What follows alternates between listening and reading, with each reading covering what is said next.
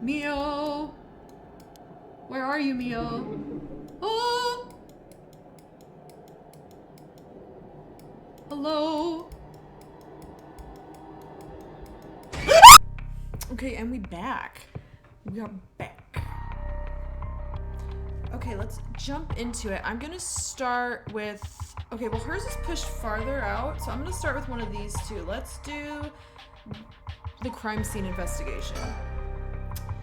Tsutsumi, Chief Inspector of the Metropolitan Police Department, 1st Investigative Division, is investigating the mysterious death of a fellow officer. He visits the scene of the incident, the former Yasuda Gardens, with his subordinate, Jun Ayo.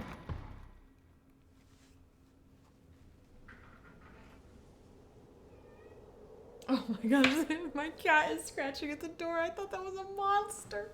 I'm coming. Come, Nana. She is here. An angel. They have now. Why'd you make that noise? Hey boss, forensics is all done. The crime scene is clean. The other officers have all gone home. It's just us now. The park should be able to open back up tomorrow like nothing ever happened. I doubt it'll get many visitors after everything that's happened. You'd be surprised. Lots of people love that kind of thing. I bet they'll be lining up to get in. Occult stuff is really popular right now. Did you not know that, boss? Sounds stupid. Well, it's not exactly rooted in science, but... If ghosts really did exist, we could just ask them who the perp is. Somehow I doubt it'd be that simple. Oh, but you know, I've heard that high school girls are really into this spirit board thing these days. That's probably relevant in the high school girl one. Supposedly you can call on spirits and talk to them by using a board with letters on it. Wouldn't that be something? You can try it out yourself if you're so interested. Hey, that's not a bad idea. Let's give it a go sometime, boss. What now? Stop messing around. You really think we're going to solve this case by moving a coin across a scrap of paper? Sounds like you know all about it. We've got to be open-minded. What if that's how police work is going to be from now on? Don't make me laugh. Okay, so that updated our file with the spirit board. So we're probably going to use a spirit board at some point. Though it is considered a form of divination, the ritualistic nature of its usage can cause self-hypnosis or auto-suggestion, leading to hallucinations or symptoms similar to spirit possession. Many schools banned these spirit boards after there were several cases of students sneaking into schools at night, in addition to stories of people having seizures when using the board. Ooh, spook. Listen up, Ario. What do you think? You can't go blaming the death of your buddy on something like the occult. I don't care if it was ghosts or the occult or what. Whoever or whatever it was that did this, I'll get them. I promise you that. Well, you've got the right attitude, but we don't even know if this is a murder yet. Biases weaken our judgment, get too fixated on one thing, and you stop seeing everything else. Aye, aye, boss. Aye, aye, Captain. All right, so now that we've finished investigating the scene, let's review what we know. Now? It's getting late. I figured we'd head straight home from here. Come on, we've got to go over all the info we've gathered. And what better place to do that than here, at the scene of the crime, where we can soak up the atmosphere. Soak up the atmosphere? The hell is there to soak up? You must be really into this occult stuff if you get off on being in a place like this. Wait, you mean being somewhere like this doesn't get your blood pumping? No way. Dude, I love being in haunted places. Oh my god, I love it. Tombstone, Arizona. I loved it there. There are like ghosts everywhere, ghost stories. It's very nice.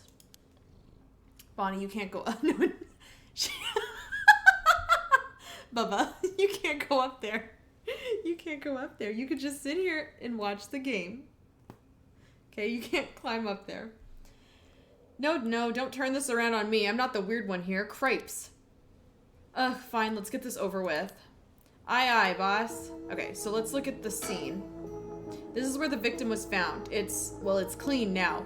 It almost feels like nothing happened here at all. But once an incident like this has come to pass, there's no going back. Not that knowing any consolation. Okay, surroundings. The former Yasuda Gardens here in Yokohama, Ichome, were originally built as part of a daimyo's estate back in the Edo period.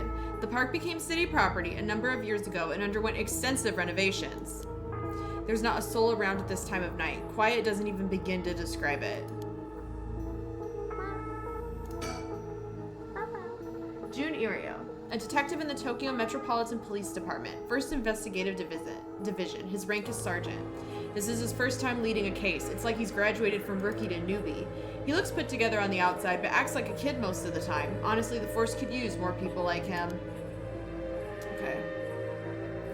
Is there any... I could talk to him, but is there anything else? Oh, a pond.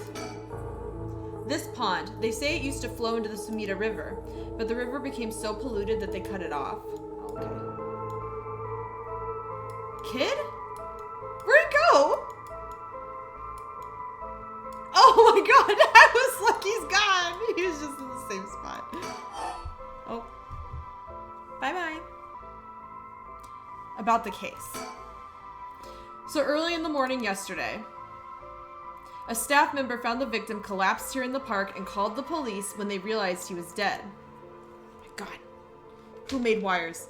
While there were no obvious external wounds, the fact that he was a police officer and the evidence of a struggle means it's likely that this was a murder. The Sumida office sent it over to us since it involved the death of an officer and we were tasked with the investigation. What we need to do is figure out what happened and whether there was foul play involved. I think that about sums things up. Okay, well, what else could we talk? Oh, no, it doesn't, But, boss? Yeah? Is this case really important enough to assign to someone from the investigation division? I mean, a friend of mine died, so it's important to me, but it's all up to the higher-ups. I'm sure they've got their reasons. Boss, you know something, don't you? It'll all become clear in time. Try not to worry about it too much. Thinking about it, the only thing we know for sure is the identity of the victim. That means there must have been something special about him, right? Maybe he knew something he wasn't supposed to, some kind of secret or something. Isn't that right? You're pretty sharp sometimes, you know that? If you've picked up on that, you should be able to put the rest together yourself. Okay. Oh, I can keep doing about the case. Well, it's our duty to get to the bottom of suspicious death, especially one involving an officer. Okay, well, is that it then? Okay, about the victim. The victim is Hajime Yoshimi of the Juvenile Division of the Sumida City Community Safety Bureau, 27 years old, single. He mostly dealt with cases involving juveniles and education. His rank was senior police officer. You knew him well, didn't you? What was he like? Yeah, we were in the academy together. We still went out for drinks together every month or two. He could be a little rowdy, but he was like a big brother to us all. He was kind and cared about his friends. For better or worse, he wasn't the uptight type of cop. The man always showed empathy, and I heard he was popular with the locals for it. He treated each and every troubled kid he met with compassion. He had a great track record when it came to rehabilitation. Sounds like we lost a good one. Yeah, we did. We truly did. I knew being a cop was dangerous. I knew something like this could happen, but it's never easy when it happens for real. I know the feeling. He didn't seem to care much about climbing the ranks, but he was at the top of our class. Only problem was that he took on so much, he had the most unfinished paperwork, too. I always felt we'd need an unusual guy like him to help us solve all our unusual cases. Okay, so that opens persons of interest.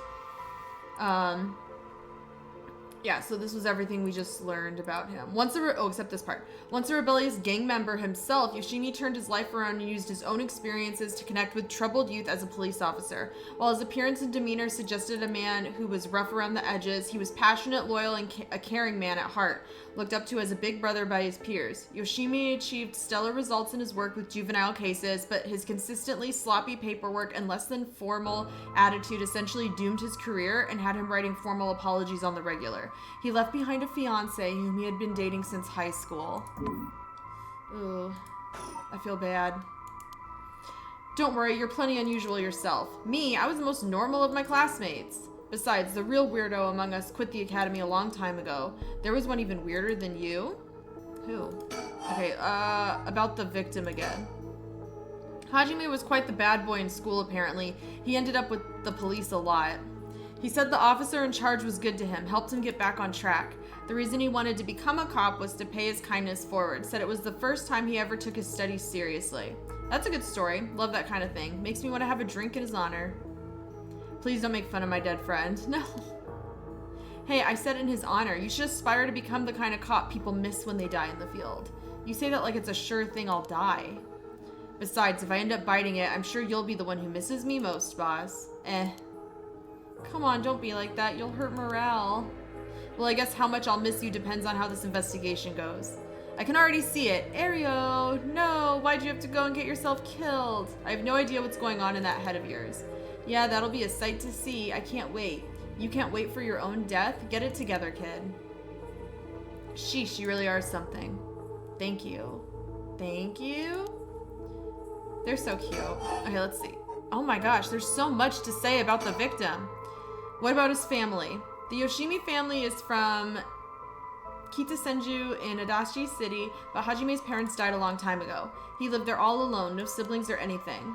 I went to his house a few times for drinks. I was surprised. It's this huge, old-looking place. Like, you know, the kind of place that seems super haunted, and he lived there alone. It looked like the home of an old noble family. It was hard to imagine him being such a delinquent living in a house like that. There's that bias I was talking about.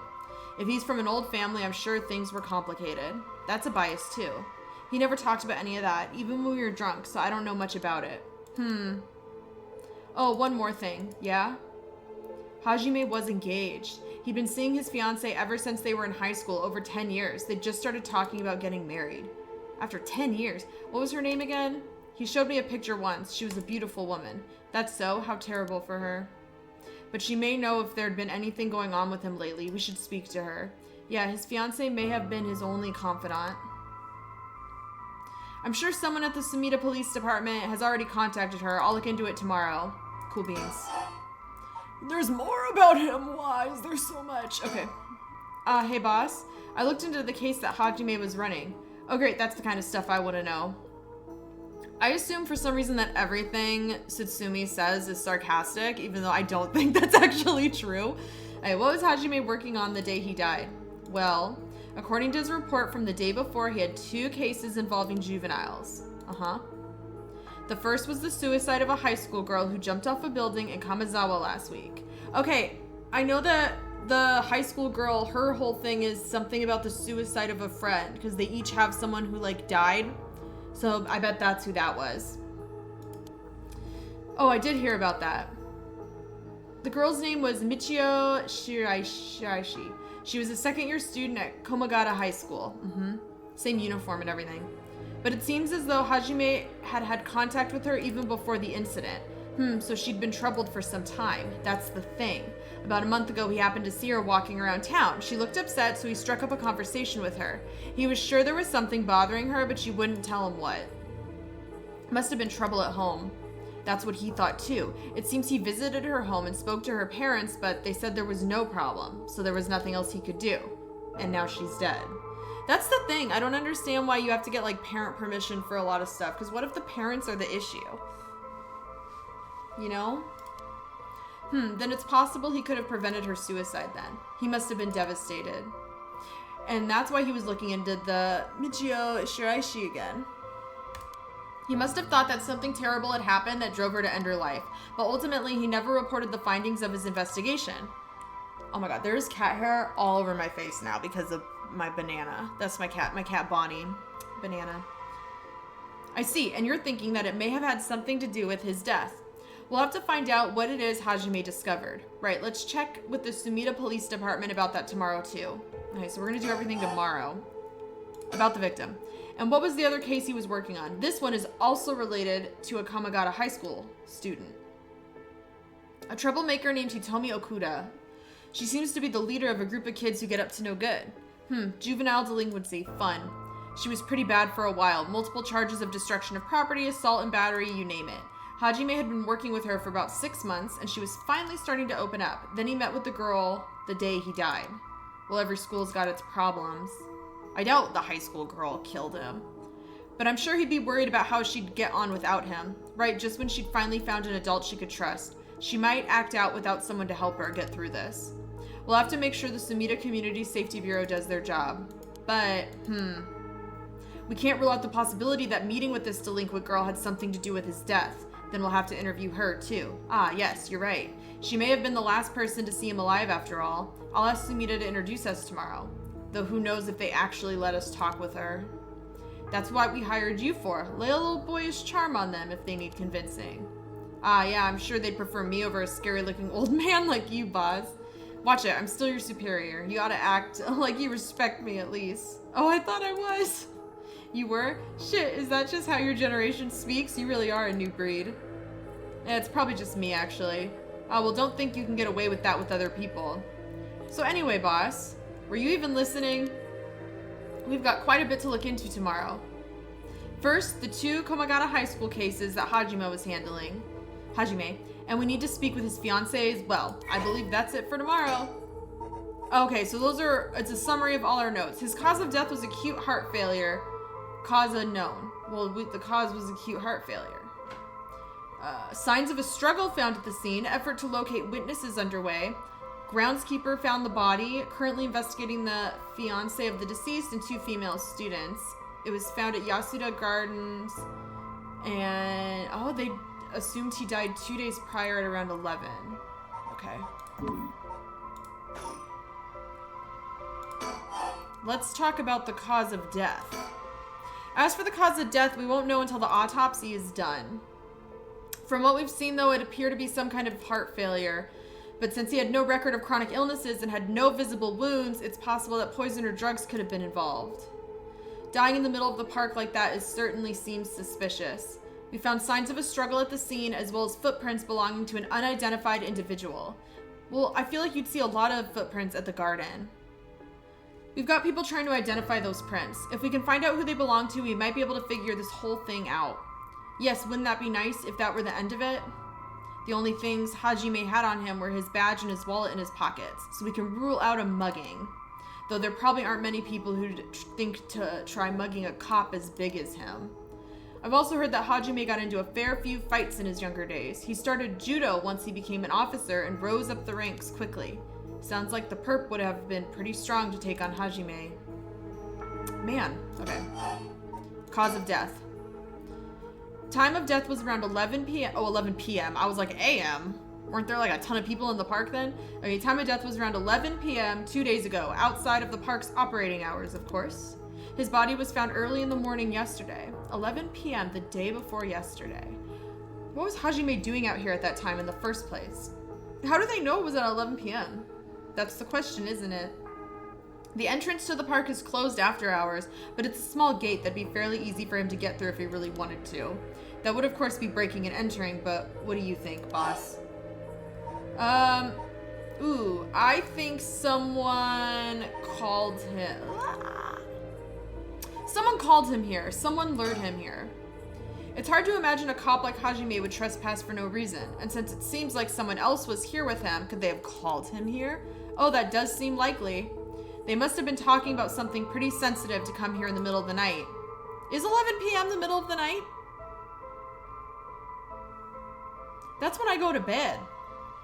So Hajime met someone here to discuss something in secret, and then they got into a fight. No, that wouldn't match the cause of death. There were no wounds on the body that would indicate a spontaneous scuffle. I love the spontaneous scuffle. I'm gonna always ask. No one I know gets in fights, but that's how I'm gonna ask if I think they did. The perp must have planned something. Then you think it was meditated? That would mean they called Hajime to the park with the intent to kill him. Well, there is still the possibility that it was just some kind of accident. Maybe the perp tried to threaten Hajime and things went south from there. We should be able to get a clearer picture once we know exactly what killed him. Right. Okay. About me, the cop. But either way, I'm so glad you're back in the 1st Division, boss. I've always admired your work. You were like a god to me. You were the whole reason I became a detective in the first place. Yeah, about that. People have been saying that ever since you first entered the academy, but yes, that's because it's true. I couldn't believe you got transferred out of the 1st just as I was assigned to it. So getting to work a case like this now, just the 2 of us, is a dream come true. Happy as I am to hear that, well, how should I put it? What is it? If that's true, I'm not sure you've been showing me the proper amount of respect. Huh? But I do respect you. Don't tell me you're going senile, boss. That's exactly what I'm talking about, when you run your mouth like that. It's getting late. You must be sleepy. Don't worry, boss. I'll make sure we get out of here soon. Yeah, I get it. Oh, more about me. I've been wowed by your shrewd detecting abilities all day today. Oh, really? Funny. I've been wowed by you, too. Okay, that was it. More. On the topic of family, what's yours like, boss? The hell is wrong with you prying into my personal life all of a sudden? It's just I've never heard you talk about them or anything. Oh, are you single? Shut it, that's none of your business. Well, ever since I joined the force, I've been thinking. The department really pressures young officers to get married. Why? Oh, well, yeah, that's what I'm saying. I wonder why that is. You don't say anything like that, though. How should I know? I caved to the pressure myself and got married 20-some years ago. Huh? So then...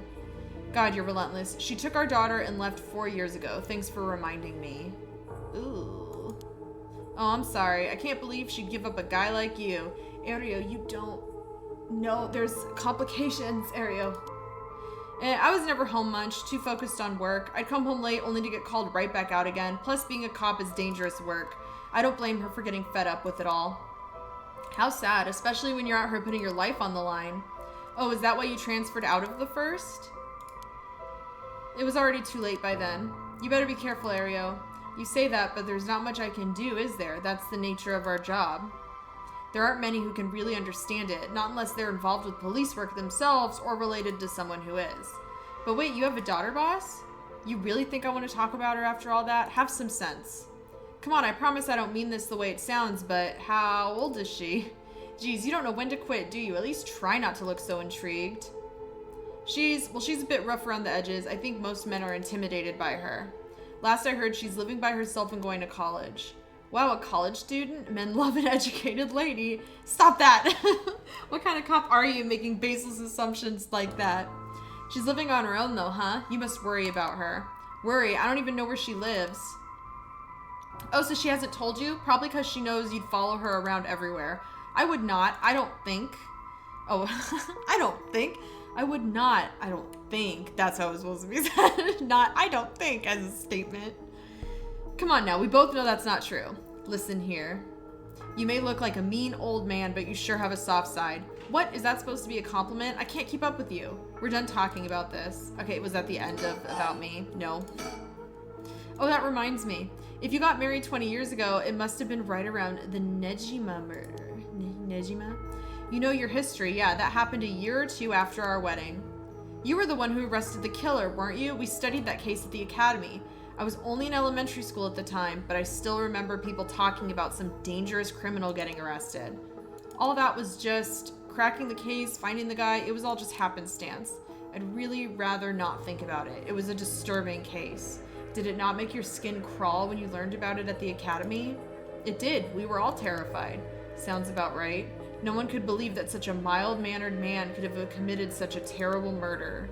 If we had overlooked one little thing, we may have never caught him at all.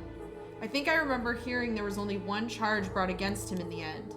That's right, we didn't have the evidence. I knew there was no way such a meticulously planned crime could have been there first, but we may have stuck Fumichika Nejima in a cell, but it was no victory. He always had the upper hand. Why are we looking at the sky? And all the damage he did to everyone involved, especially the victim's classmates. It's already been 20 years, huh? God damn it, this is why I try not to think about it. I'm sorry. Oh, an overview. A notorious case from over 2 decades ago involving the murder of a female high school student. It first came to the attention of the authorities when part of a human left hand was discovered floating in the Sumida River. Testing revealed it to belong to a missing female high school student. As it appeared to have been severed deliberately, the police launched a murder investigation. A large scale... Could you find an arm and be like, this is obviously the arm of a high school girl? Like, I don't think it... My hand looks like the hand of a little boy, but the arm is tattooed. So you'd be like, it must be... Oh, I closed it. It must be over 18, I guess. A large-scale search of the river was organized, but the highly polluted state of the water made this impossible. Visibility was poor, the stench was intense, and the divers quickly fell ill. They succeeded in recovering only the victim's head and what appeared to be part of her leg before the search was called off. At the time of the incident, the Sumida River was as polluted as it had ever been. Neither fish nor shellfish could survive in it, eventually causing the annual fireworks festival to be called off indefinitely. Over the course of the search, the police discovered a number of unidentified human bones. This caused a stir among the public as several other young women had gone missing in recent years in the Tokyo area, and it was feared that they may have fallen victim to the same fate. Forensic technologies at the time, however, were not advanced enough to determine the identities of the deceased, and so the police were unable to open any inquiries. Due to the overwhelming lack of circumstantial evidence, the investigation ground to a halt until a hitherto unrelated individual came to its attention. During a questioning about a separate incident, Fumichika Nejima, a 36-year-old shop owner with no relation to the victim, divulged details about her that had never been released to the general public.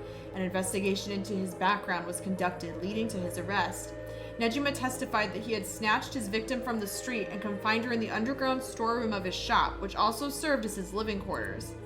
He chose her for no special reason, but simply decided she was an opportune target on seeing her walking alone at night. Don't walk alone at night. After keeping her locked up for several days, Jesus, he restrained her, oh my God, sewed her mouth shut, and severed her fingers and toes with a box cutter while she was still conscious. As she screamed silently behind her, oh my God, Jesus, as sealed lips, he proceeded to her wrists, her ankles, her elbows, her knees, working his way inward slowly and methodically. Oh my God, his victim constantly wavered in and out of consciousness. Her ordeal continued until she died of blood loss. Nejima dismembered the rest of her body and disposed of it behind his home in the Sumida River before cleaning his storeroom and returning to his everyday routine as if nothing had happened. The brutality of his actions shocked the nation when they were eventually reported. Once apprehended, Nejima readily divulged the details of the murder, but he was less willing to explain his motive. When asked, he would only break down in tears, saying, "I don't know what came over me, I know it was wrong." In the end, the police could extract nothing more from him than expressions of remorse. Although the efficiency of his methods strongly suggested that he had committed similar crimes in the past, no corroborating evidence ever came to light. He was sentenced to life in prison at his first hearing. The sentence was imposed with no appeal from the defendant. Okay, so it says that her arm was floating in the river. Isn't that one of the 7 mysteries? It's the one-sided reed. Arm and leg off one side of her body and threw them in the canal. Is this off the bridge? I wonder if the Ryogoku Bridge is near the Sumida River. Oh, horrifying. Jesus. Blah. Okay, about the occult. So all this occult stuff, have you heard about it, boss? What are you talking about? The rite of resurrection thing that everyone's talking about? No, not you two. I've been hearing about that shit everywhere. Oh, you have? That's surprising. Who cares what people are talking about? It's got nothing to do with our job. But don't you think the occult stuff with this case feels, I don't know, realer somehow? The whole thing started right here in Honjo, in Sumida City, so I thought that maybe... Cut it out. Nothing good can come off getting involved with that rite of whatever, or that record of fates. Sounds like you know all about it. Boss, are you secretly into the occult? Stop that. Seriously, this isn't a joke. I get why you'd be intrigued by something called the Rite of Resurrection after a buddy of yours died, but... Bringing the dead back to life, that's the stuff of fantasy. It's not real. So don't go hoping for miracles, got it? Well, boss, I think that about does it. Right, let's call it for tonight. I'll see you tomorrow. What the heck is that? Oh, Ario, no. I'm not going senile. There's something right behind you, dude. Damn it, it was that case all along. Boss, what is it? Is there something over there? Yeah. Gra. Gra. Such deep sorrow, a resentful memory is flowing into my mind. Those who decide with falsehoods and unto be hung forever in eternal darkness, kill them. Kill them. Those who spread lies, kill them all. Ooh, I got so he has a curse stone. You have acquired the power of the curse stone, the evergreen beach. You can use it to kill those who intentionally try to mislead you. Press the use curse button when someone lies to you. The cool thing about this one is that it'll show me like use curse when someone lies to me. So I'll be like, oh, so you're a liar. Like I'm gonna know. All right.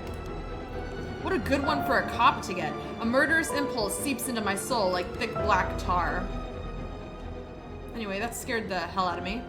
Now, kill. Can you hear it, curse bearer?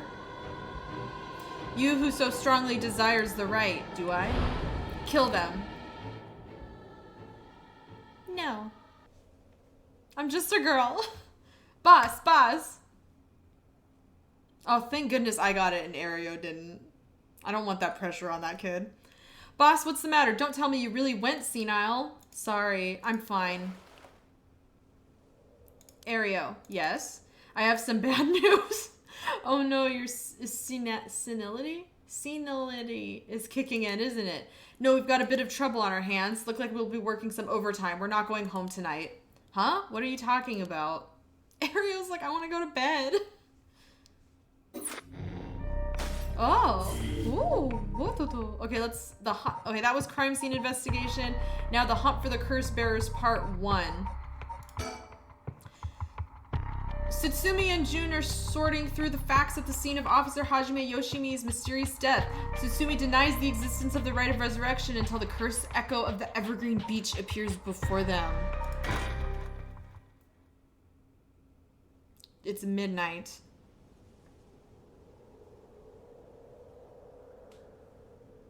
Gorgeous. Okay, so let me get this straight, boss. Did I tell him? The rite of resurrection, I did. I was like, well, I'm just gonna tell you everything. The rite of resurrection really exists, and to use it, you have to kill people using the power of curses from the 7 mysteries of Honjo.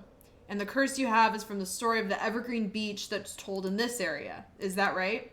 Yeah, pretty much. You're quick on the uptake.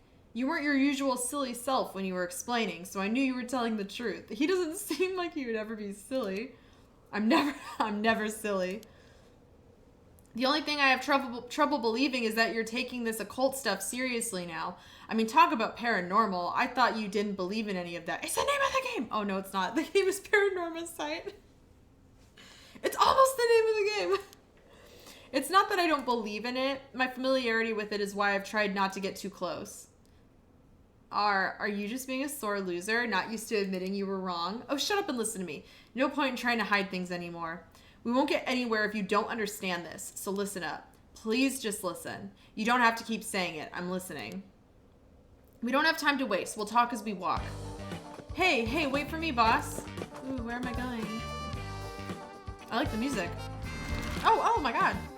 Oh, and then we go to the bridge. Ryogoku Bridge.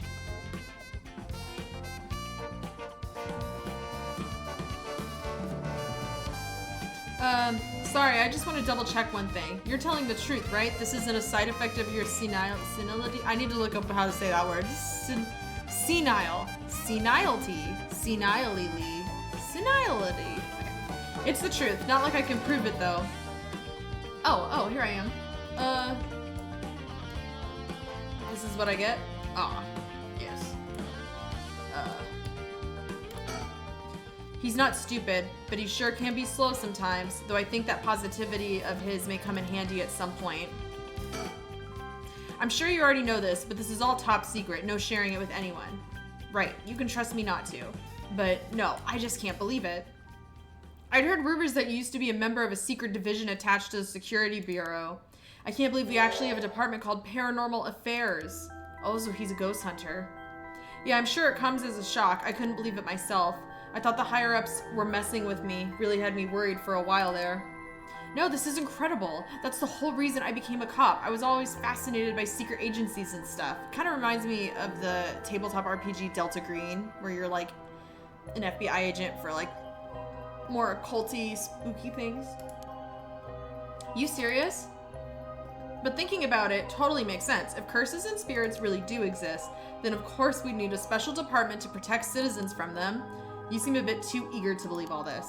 And hang on, I thought you joined up because of me. Come on, boss. Do you only have one favorite food? You can like more than one thing. Yeah, whatever. In any case, the official stance is that the supernatural doesn't exist, so Paranormal Affairs operates in secret. Still not sure why they stuck me there.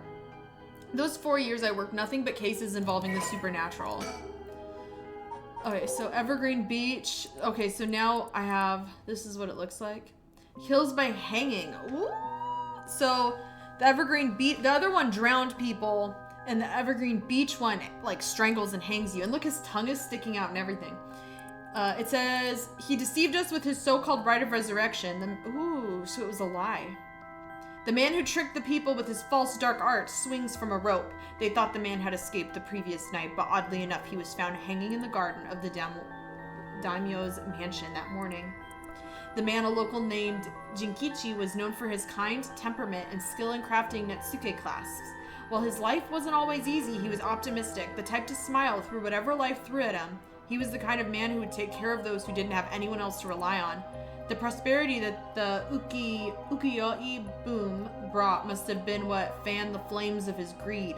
The old craftsman was found in a miserable state, as if sentenced to some cruel fate. Perhaps he'd ended his own life, unable to bear the weight of his crime. But dead men tell no tales, and the people thought of him as a bad man, even in death. He hung there for days till his neck stretched terrifically, a visage of pain still etched on his face. It was clear he must have struggled greatly as he died, his flesh marked with dark scars where the rope wrapped around his whole body.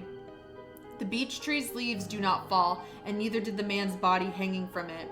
As the mansion's owner was not at home, another unfortunate event, the people held their tongues, fearing divine punishment, but the rumors persisted nonetheless. Oh, and then oh my god, this one, yeah. Although officially it's the Tokyo Metropolitan Police Department Security Division Special Security Unit Paranormal Affairs Bureau. Oh my god. It is commonly referred to simply as Paranormal Affairs. Well, yeah, what do you do for work? Oh, I'm part of the Tokyo Metropolitan Police Department Security Division Special Security Unit Paranormal Affairs Bureau. Only a handful of people know of its existence, even within the police force. As the name suggests, it specializes in the investigation and resolution of cases involving paranormal phenomena. Since the existence of paranormal phenomena is not public knowledge, nor is it readily believed by the general population, the Bureau's activities are conducted in the utmost secrecy. Currently, there are only 5 members, including the chief. The Bureau has a network of psychic contacts across the country who assist with their cases, including Mio Kurazuzu. Okay, so this part is the only name we know. Oh, and a person of interest? Oh, it updated June. What did I get? Oh, it says here that he encountered a curse echo while investigating the death of Hajime Yoshimi in the former Yasuda Gardens with me, and that I explained it to him. But look down here. Look what I just noticed. He attended the police academy with Richard Kai, who is now a private investigator. The two initially became friendly when June found Richard holed up alone in the reference room scoring over old crime data and invited him to go bowling.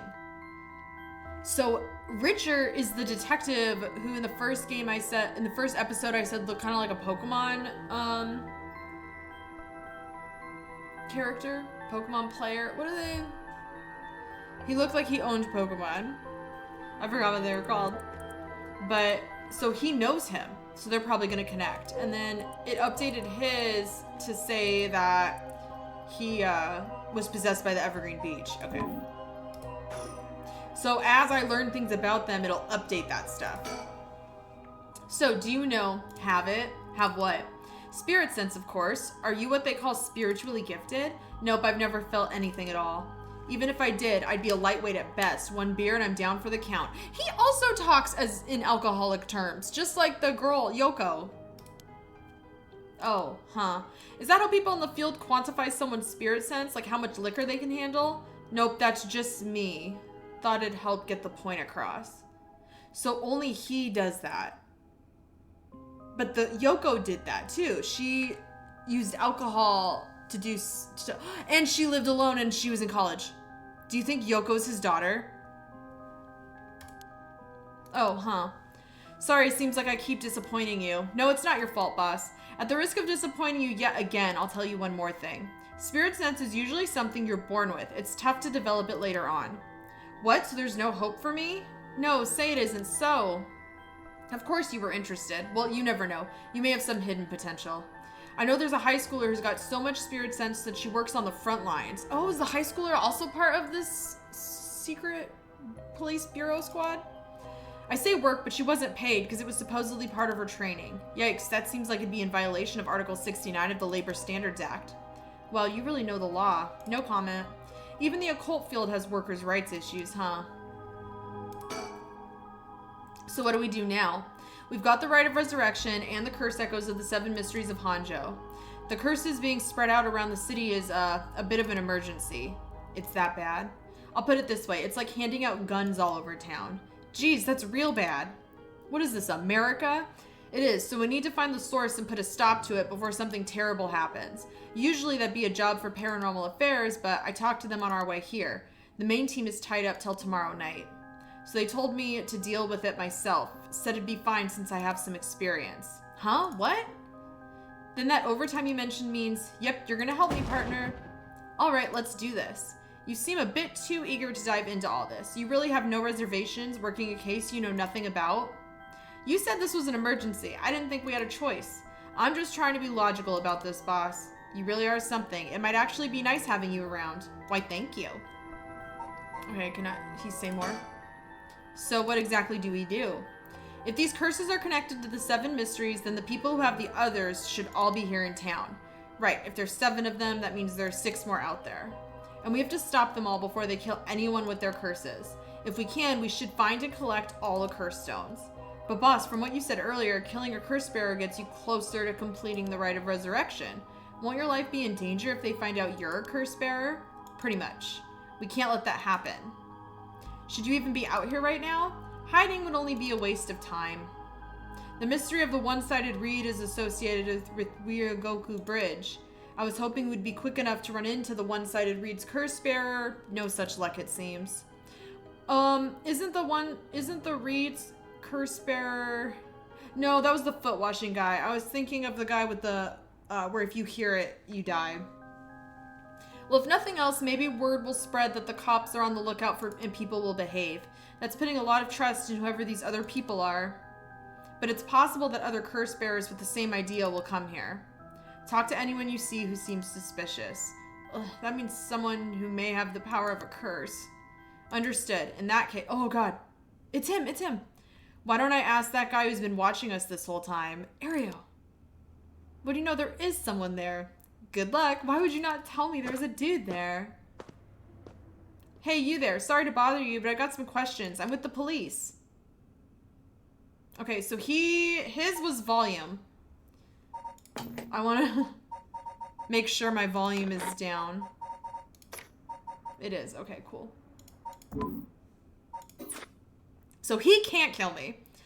Thanks for your cooperation. We'll be asking you a few things, Mr. Yutaro Namagaki. That's your name, correct? Yeah. I don't mind answering your questions.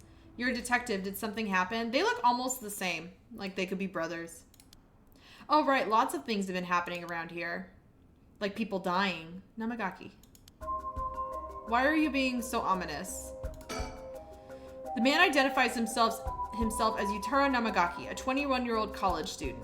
He was watching us so calmly. We need to be careful with this guy. Okay, so anytime the use curse symbol appears, and it's going to appear right where my head is, so I'm just going to go down a little bit. So, what is it you were doing here? Ah, it must be the incident at the former Yasuda Gardens, the dead policeman. I can't imagine a detective would come all the way out here otherwise. Huh?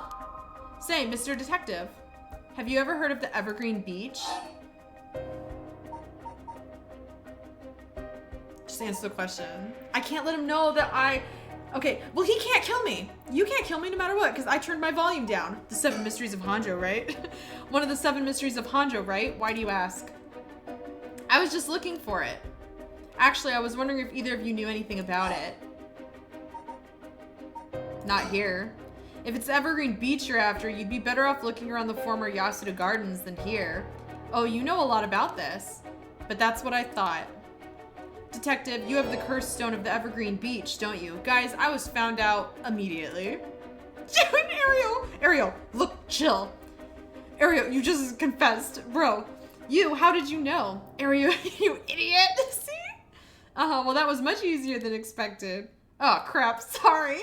Ariel, bro. It was simple inference. I figured you would have taken the curse if you were just in the gardens. If you know that, then you must be a curse bearer yourself. I have no intentions of hiding anything. I plan to tell you from the start. Look, this is my curse stone. I believe it's called the Foot Washing Mansion.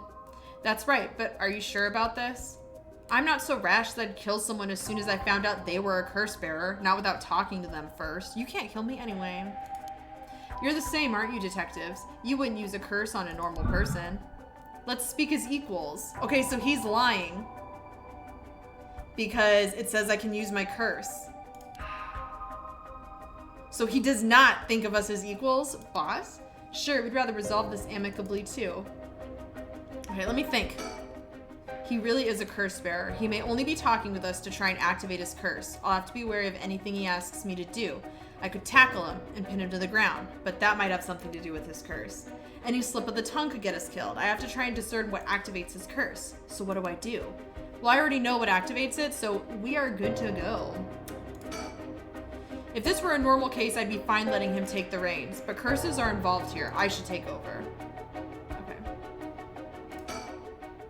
But before we talk, there's something I should tell you.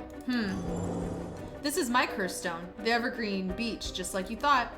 What? Well, boss, why would you tell him? As for how the curse works...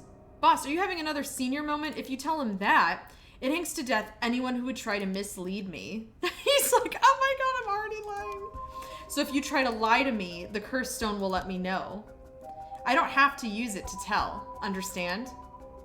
Whoa, really? That's super useful. That was like the best one that the detective could get. I see. Understood. That's a pretty useful power for a detective. That's what I'm saying. Now then, let's talk. Damn, it seems I've lost the upper hand. No point for petty tricks then. I'll be honest with you. Liar! So far, so good. So he's gonna lie. There's someone I want to bring back, so I'd like your assistance in collecting soul dregs. He lie again. Is there no one you want to bring back? Can't help you. Please, all you'd have to do is tell me who the other curse bearers are. He's lying. Sorry, but as a police officer, I can't just look the other way and let you go. If you help me, I'll let you two go as well. Okay, no, I can use the curse again. Is that a threat? No. He's threatening me. It's your final warning. I turned the volume down. My curse, his curse is useless now. My curse, the foot washing mansion. Did you really think that you could escape it just by being careful? It didn't matter to me which of you is the curse bearer. I'll be taking both your soul dregs anyway. Wait, Namagaki! The foot washing mansion is a powerful curse and so simple to activate. It is ready whenever I need it. There is no escape from the voice of my feet. I could use the curse and kill him, but I think I'm just gonna... Ario, get out of here, hurry, I'll find you later. What? Oh, okay. Too late, hear the voice of my curse echo. The voice of his curse echo? What? This poor guy has the best fucking curse in the game. And me with the power of volume control was able to... That sucks so much for him. Why isn't my curse echo working? Impossible, this has never happened. What's happening? I don't hear anything. Ario, now, grab him. Right. Namagaki, get down. God damn it. Boss, here, his curse stone. Good work, give it to me. You just brute force the curse stones. Don't they look like they could be brothers? Damn it, why? What do you think, boss? Should we lock him up? I haven't even touched you. You can't consider that assault of a police officer. Let him go. All we need is the stone. Ugh, how could this happen? My right of resurrection. But you even lied. So you don't even want to bring anybody back. So why do you want it so bad? Give it up. The right was too good to be true from the start. I don't know what happened to you, but you'd be better off mourning whoever you lost the right way. Now get out of here. Damn it. Yeah. Get out of here, Namagaki. Go home. Phew, that was a close one, huh, boss? I'm sorry, I'm cold. It's cold. We'd probably be dead if he had activated his curse.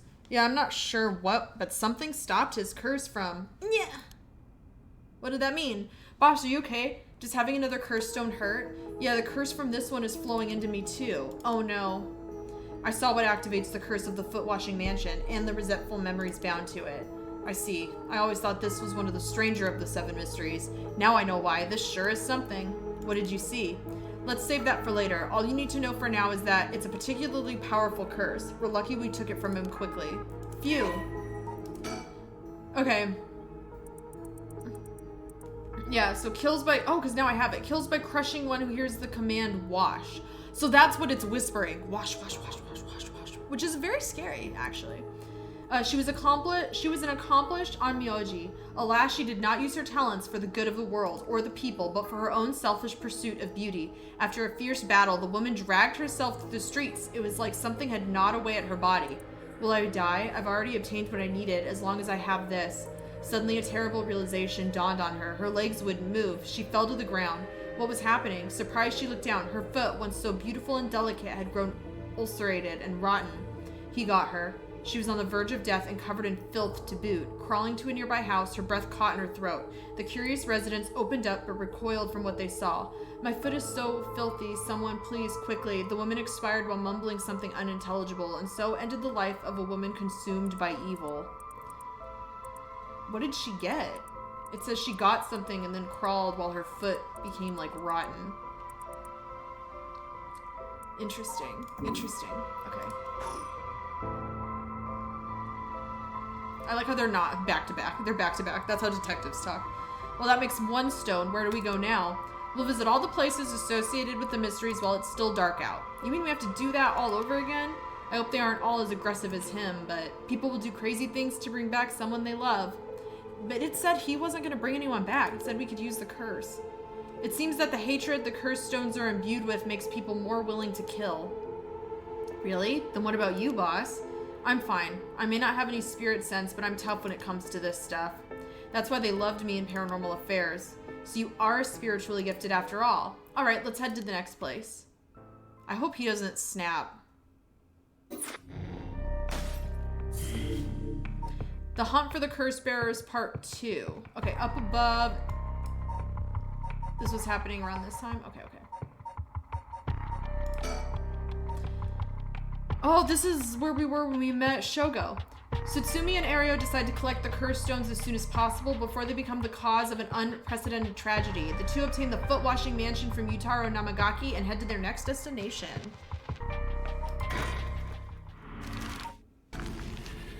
The park. Okay, I'm Tetsuo Tsutsumi. And I'm at Midoricho Park. Okay, this is where I saw them in Shogo's playthrough. I don't know who that guy is. That's not that's not Shogo. Excuse me, sorry to bother you, but we have some questions for you. Who are you? Another curse bearer? What? Are you with the police? I haven't done anything. Don't worry, this isn't an interrogation or anything. We just want to talk. You're Hideki Araishi, right? The historian? I've heard this name a couple times, but I can't remember all of it. We know who you are, so this won't take long. But since we saw you here, we'd just like to ask you a couple questions. A local history researcher. Give me your curse stone. Okay. See, I don't know. A historian who works part-time as a curator at the local folk museum and as a teacher at Komagata High School. Ooh, it's all connecting. His recent publication on the rite of resurrection has caused a stir in occult circles. He's the one who wrote the article. Hideki is the quintessential obsessive researcher. Despite being entirely unsuited for teaching, he had no choice but to take up a position at Komagata High School in order to make ends meet. You know, I'm going to be real with you. A lot of teachers are not suited for teaching. I say that as a former teacher. While having a captive audience in his classes goes some way to satisfy his need for respect and recognition, his conceited nature makes him unpopular among the students. Lately, he is concerned that articles he contributed for purely monetary reasons have earned him a reputation as a researcher of the occult, but the surge of interest in the topic and the resulting volume of article requests he is receiving are undeniably tempting. Hideki is a regular at the Kurokikyo Cafe on Hokusai Street, where he can be found outside his work hours writing essays and manuscripts. His published books include A Study of the Unknown and An Introduction to Bando History. What is this one? Oh, he got updated. I knew he was... Did I read his before? Well, now it says his curse stone was recovered. Yeah, abandoned. The elite student at a prestigious university, he lives off the allowance he receives from his parents, who are both prominent local figures. He lived a charmed, material life. Emotional neglect at home has caused him to develop a spoiled, egotistical streak. The only kindness he knew growing up was from his family's maid, and he still fondly thinks of the plain rice with butter they used to enjoy together. Okay. Well, let's get it over with. I'm a busy man. I'm very busy right now. It's midnight. It's like, okay. Click June. Questioning people like this can put unnecessary stress on them depending on their position. This guy is pretty sharp. I'll have to play it safe and only push him when I see an opening. Hideki. From appearances, it's hard to imagine this small, bookish, well-spoken man being very dangerous. But in this day and age, you never know. I should be careful. Okay, I'm gonna think. Hideki Araishi, he says he's a local historian, but supposedly he knows more about the rite of resurrection than anybody. The fact he's here at this time of night, it's plenty possible that he's a curse bearer. Okay, we're at the park, right? Which one is the park one? This one. The Taiko of Sugaru, an enduring superstition. There was once a daimyo from the Hirosaki domain in Sugara who built a residence in Midoricho on a large piece of land. On this estate was an almost 8-meter tall tower that served as a lookout for fires. Only a designated firefighter was allowed to use the large drum that resided atop the tower in the event of a fire. While most towers used wooden blocks to sound the fire alarm, for some reason this residence was permitted to use drums. The residence and its special privileges led to much speculation and gossip. Okay, so this is just, it was just that there was a fire watchtower. Who knows what the real thing is, though. What were you doing? Now, Mr. Araishi, what were you doing here at this time of night? Doing research, of course. Day or night, information never sleeps. That's an admirable philosophy. You know your research has been quite the talk around town. What was it they were saying? You discovered something about some book? The Record of Fates? Oh, right. You found some kind of ritual in the Record of Fates. What? Don't tell me you want to know how to carry out the rite of resurrection, too. To be perfectly honest, I'm tired of people asking me about it all the time. Liar. Oh, he can't be a liar because the curse didn't appear. None of you even care about the local history. You just come crawling out of the woodwork when something interesting comes up. Looks like I hit a nerve. He looks, evil. If you think you can force me to tell you because you're a policeman, you're sorely mistaken. What were you doing again? Was the research you were doing just now also related to the rite of resurrection? Well, yes, that's right. What exactly were you looking for? I have no reason to tell you that. You wouldn't understand anyway. About his research. Are you doing all the research so you can use the rite of resurrection yourself? You're a policeman. Do you really think people can be brought back to life? Everyone I meet, pitiful. Huh? So you don't believe in the rite? Whether it's real or not has nothing to do with my research. Such things are better left to the occult freaks. Or so I thought. Things changed. It has become necessary for me to pursue the rite. So now I pray that it is real. What changed? I'm sure you can imagine the funds for my research. I receive a large amount of funding for seeking the rite of resurrection. And if I find it, I'll receive a sum so great that I'll never have to worry about money again. Oh, then that means someone is sponsoring your research. Is that right? So what if they are? You have no idea how hard we work to secure funding for our research. I have no interest in teaching those children. Those children are the lifeblood of your society. Listen to me, I'll tell you one thing. Those experts you see writing provocative books or spouting nonsense on TV to try and get popular, all of them are just trying to get the money they need to do their research. With how popular the occult is, saying something even remotely spooky can lead to big money. What? But I bought your book. The pursuit of the unknown begins first and foremost with belief. I was so inspired by that bit. I do appreciate your patronage. Unfortunately, however, the occult is not my true interest. The fate of the unknown is to be destroyed by thorough research and deep consideration. No way, I can't believe it. You're surprisingly innocent. About the Record of Fates. This Record of Fates, where did you get your hands on it? The storehouse of an old private residence in the city, just as the public was told. I'm unable to be more precise due to an agreement with my informant. Oh, okay. About his research. Then what kind of research do you want to be doing? I'm sure it wouldn't interest you, but to put it simply, the focus of my research is how historical accounts transform into folklore over the years as they are passed down from generation to generation. So the focus of your research is just the game of telephone? What does that mean? Due to human bias, the account of any event is inevitably changed by the person communicating it. This is not necessarily done with ill intentions. It happens when someone tries to fill in the gaps in a story that lacks detail, or when something's left out or abridged because of the story's length, or when a story twists and shifts as it's spread through oral tradition. Even when two stories are told about the same event, differences in culture or environment affect how it's told, changing its content. Silly little things can turn into terribly mysterious legends. My research is the study of how history, culture, and legend all influence each other. I see. Take the 7 mysteries of Honjo, for example. Why are some of the mysteries seemingly about nothing particularly interesting? You'd think stories wouldn't last a decade, let alone hundreds of years, so why? Perhaps putting it that way piques your interest? I admit I am curious. So that's what you've been researching all this time. Makes sense. As I said, it doesn't matter to me whether the right exists or not. If people in the Edo period believed that what was written in the Record of Fates was real, that's all I'm interested in. About his research again. But I have to be realistic. The research I'd like to do is unfortunately not very lucrative. That's why I need to take some risks. That was probably it then. Okay, what were you doing then? Well, in that case, I think I might have a guess as to what it is you were looking for.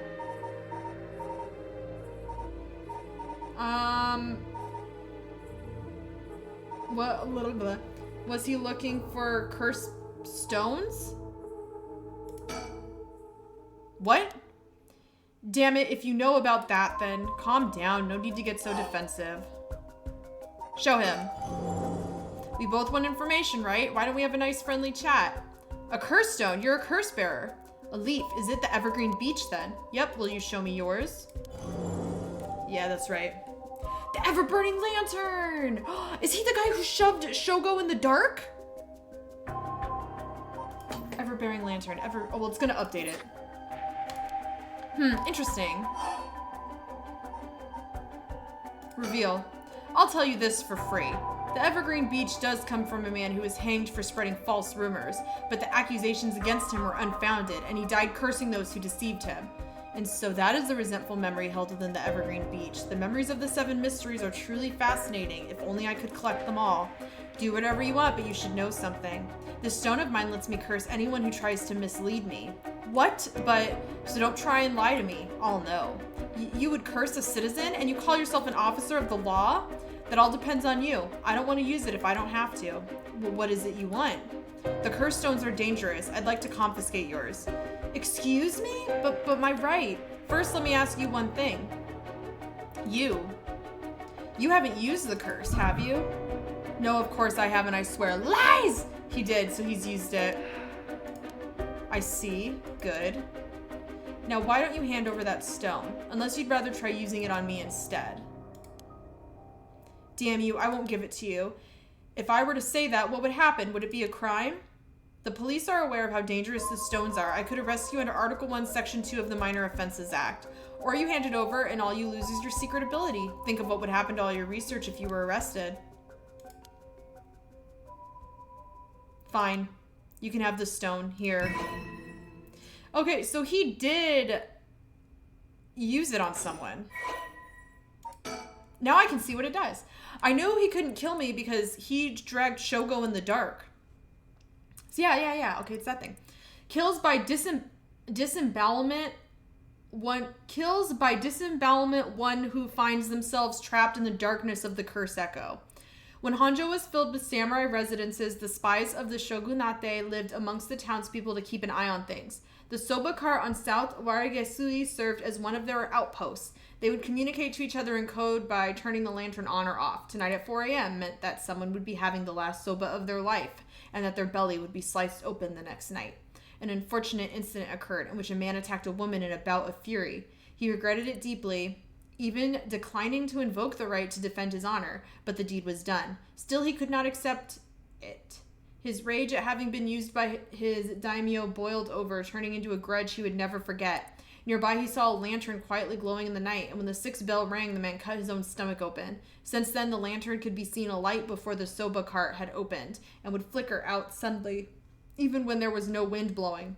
As this unsettling phenomenon continued, the rumors surrounding it grew, and soon all were convinced that it was the man who could open his stomach visiting from the beyond. Scary. I like all the art. I would buy all the art for my room. Good choice. I look forward to seeing how your research pans out. Oh, right. Would you tell us everything you know about what's been going on? If you help us out, we'll give you all the information we've gotten after we solve the case. What do you say? In that case, will you tell me about all the resentful memories of the 7 mysteries? I believe they are the key to the secret hidden in the Record of Fates. Sure, why not? I'll learn about them as I collect the curse stones. Cool. I feel like this path is just collect all the curse stones path. But thanks to you, we learned a lot from him. I wonder, the mysteries in Wright are all public information. He kept everything he knows about the other curse bearers, and the source of the curses were hidden. I was hoping he'd at least give us a clue about how to beat these curses. Oh, I see. Then we should be more aggressive next time. Really make them spit it out. And by we, I mean you. I'm guessing he wants to save this curse. He wouldn't have told us anything no matter what we asked. But now we know where he hangs out. We can always send someone for him if need be. Right, got it. I was surprised to hear that there are actually 9 of the 7 mysteries, though. Yeah, that's 2 extra curse bearers we have to find. We've confiscated 2, so there are 6 more. They could be anywhere in this town. We have to find them fast, or they may start using the curses. No, I think we're already too late. Huh? I didn't tell you this, but there were some soul dregs in Namagaki's curse stone. Yeah. Really? Then he already killed someone with it? It's not much, so it probably wasn't a curse bearer. Shit. Well, we know who did it. We can make arrangements to take him into custody. We'll have Paranormal Affairs pick him up tomorrow. For now, we continue our search. Namagaki was the college student. Right. On to the next place. We just have to cross them off the list one by one. Oh, but boss? Good to know we can use the Minor Offenses Act to arrest people with curse stones. But why didn't we do that with Namagaki? If we could do that, there'd be no need for Paranormal Affairs. What grounds would a normal detective have to put him under arrest? Oh, right. Yeah, I suppose that's true. Yeah, I lied. Okay. And then we're gonna... That was part 1 and part 2. And I can't get in this one yet. No. Okay, so the Hunt for Curse Bearers part 1, the Hunt for Curse Bearers part 2. Okay, so now I have to go to one of the other paths. Let's do... Well, this one's further along. Let's do Not Dreams. Haru Shigima's path. I'm blocking her, but it's the girl right there. Okay. When the son of Haru Shigema was kidnapped, a botched investigation by the police resulted in the child's murder. 1 year later, Haru has hired a private investigator to help resolve the unsettled case. Late at night, while speaking to the detective at her home, something strange suddenly appears. Oh my god, it happened so fast. I just got here. May those who mock fire's flame perish in flame. I don't know what that word is. Kill them. Kill them. The flame bearers. Kill them all. You have acquired the power of the curse stone, the Haunting Clappers. You can use it to kill those with fire or a fire-starting device on their person. Press the Use Curse button to set your target alight. Okie dokie.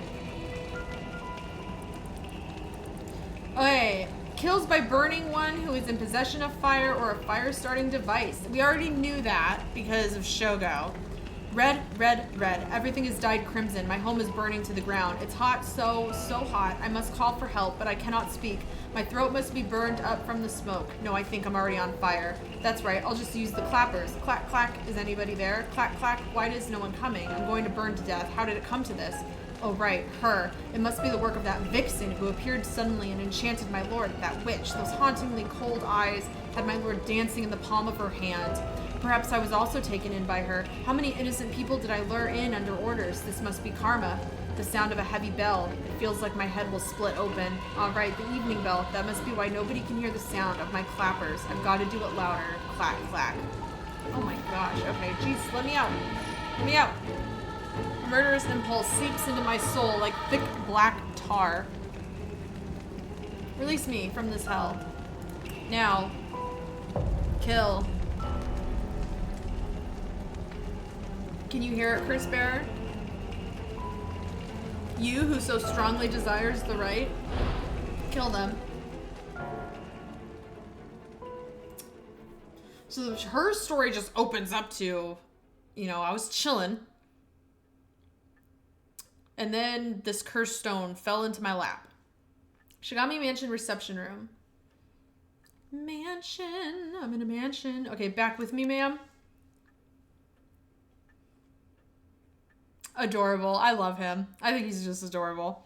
Can't say I understand what just happened, but it certainly seems to have put you in a good mood. I like look at his little freckle. Adorable. This might be the first time I've ever seen you really smile. Sweet dreams? No, she's just happy that she can kill people now. What got added? What got added? Oh, is this all new? The incident, okay. Haru is a housewife who resides in a manor near Shimoku Bridge. Okay, so because she's in a house near the bridge, she just happened to get it. Her 11-year-old son, Shuichi, was kidnapped and murdered a year ago. The death was the result of a mistake on the part of the detectives assigned to the case. She is not going to like the detective characters, I bet. A mistake which enraged the kidnapper and had him cut off all contact with the police, leaving no room for negotiation. The incident was covered up, and Shuichi's killer remains at large, leading the aggrieved Haru to call on the services of private investigator Richter Kai to uncover the truth. The Shigami family came from a line of samurai who built their residence in Honjo during the Edo period. They assumed important positions in the police force following the Meiji Revolution, thereby protecting their family's elevated status. Even today, many in the Shigima line work as police bureaucrats and senior police officers. Haru's father sits in the upper echelons of the National Police Agency, and her husband, adopted into the Shigami clan through an arranged marriage, is also a highly respected agency official. However, as her family prioritizes work above all else, it wasn't long before Haru's marriage grew cold. Though she wants for nothing, she is isolated from her neighbors and withdrawn from society. Seeing her son grow into a young man gave Haru a purpose in life, but it was cut short by the kidnapping incident. Following the incident, Haru spent many days in a deep depression, breaking into sudden fits of shouting and wandering around in the middle of the night. Her cheerful, loving disposition faded away, and she took to making snide remarks at her husband, which only further soured their relationship. A few months ago, Haru's husband was transferred to another area for work and now rarely returns home. With Haru left to live in the large empty mansion alone, as a housekeeper who has been with the family for a long time comes to take care of all the housework, Haru has nothing but time on her hands. Yikes. No. Not dreams. Sounds like something I might want to hear about. Tell me everything. Oh, fax machine. A fax machine. It can send images to places along the telephone network. I don't know how it works. Most houses don't have one. I rarely find a use for it. Phone. The telephone. This mansion has a private line. A scroll. She can click on everything in her house. Man. An old hanging scroll. I don't know who painted it, but it's been hanging here since before I was born. Him. A private investigator I hired. A friend told me about him. They said he's not very well known, but he's good at what he does. When I first visited his office in Ota City and saw how he dressed, I could hardly believe he was a detective. I love how he dresses. But after talking to him for a while, I changed my mind. He says some strange things at times, but he seems like the reliable sort. Okay. It added... Okay, he's the eccentric man that Shogo ran into at the bridge. He's a private investigator. After taking on a request from Haru Shigami to investigate the unsolved kidnapping and murder of her son, he gets caught up in the events surrounding the Rite of Resurrection. And we know that he's friends with Jun Ario. He excels at covert investigations and tailing targets. He refers to himself as an investigator extraordinaire that only ever succeeds at impressing himself. His biggest source of happiness is nuzzling his pet female albino parakeet, Ernestine, which he keeps in his office. He also enjoys collecting mockingbird stickers, a popular line of merchandise featuring birds inexplicably dressed like delinquents, and can be frequently sighted searching around town for them. While out and about, Richter typically leaves the office, and more importantly, Ernestine, in the care of Emma Mori, a junior high schooler who volunteered to assist Richter after being involved in a previous case. Aw, he's funny. Oh, Curse Echo none, not even question mark. He just doesn't have one. Oh, what a file. Oh, Azure Heron Agency. Richter Kai's private investigation firm in Kamada, Ota City originally. Kai thought to give it a simple name like Kai's Detective Agency, but upon hearing that people are more likely to pick names listed at the front of the phone book alphabetically, he decided to pick a name starting with an A. Thus, the Azure Heron Agency was established. However, it is questionable whether the heron, a bird of somewhat ominous significance, is an effective symbol for attracting customers. Even his own assistant has referred to the name as confusing at best. After all, rather than an azure heron, Richter keeps a white parrot as a pet and dresses not in blue, but mostly in white. If there was a symbolic connection to be made here, it has surely been lost on all but Richter himself. A private investigator, also known as a private eye, is a detective who operates their own agency. Although there are no formal qualifications necessary to becoming a private investigator, many are retired police agents or detectives due to the similarities between the work involved. At a glance, private investigation firms and inquiry offices might look similar, but they carry out different types of investigations.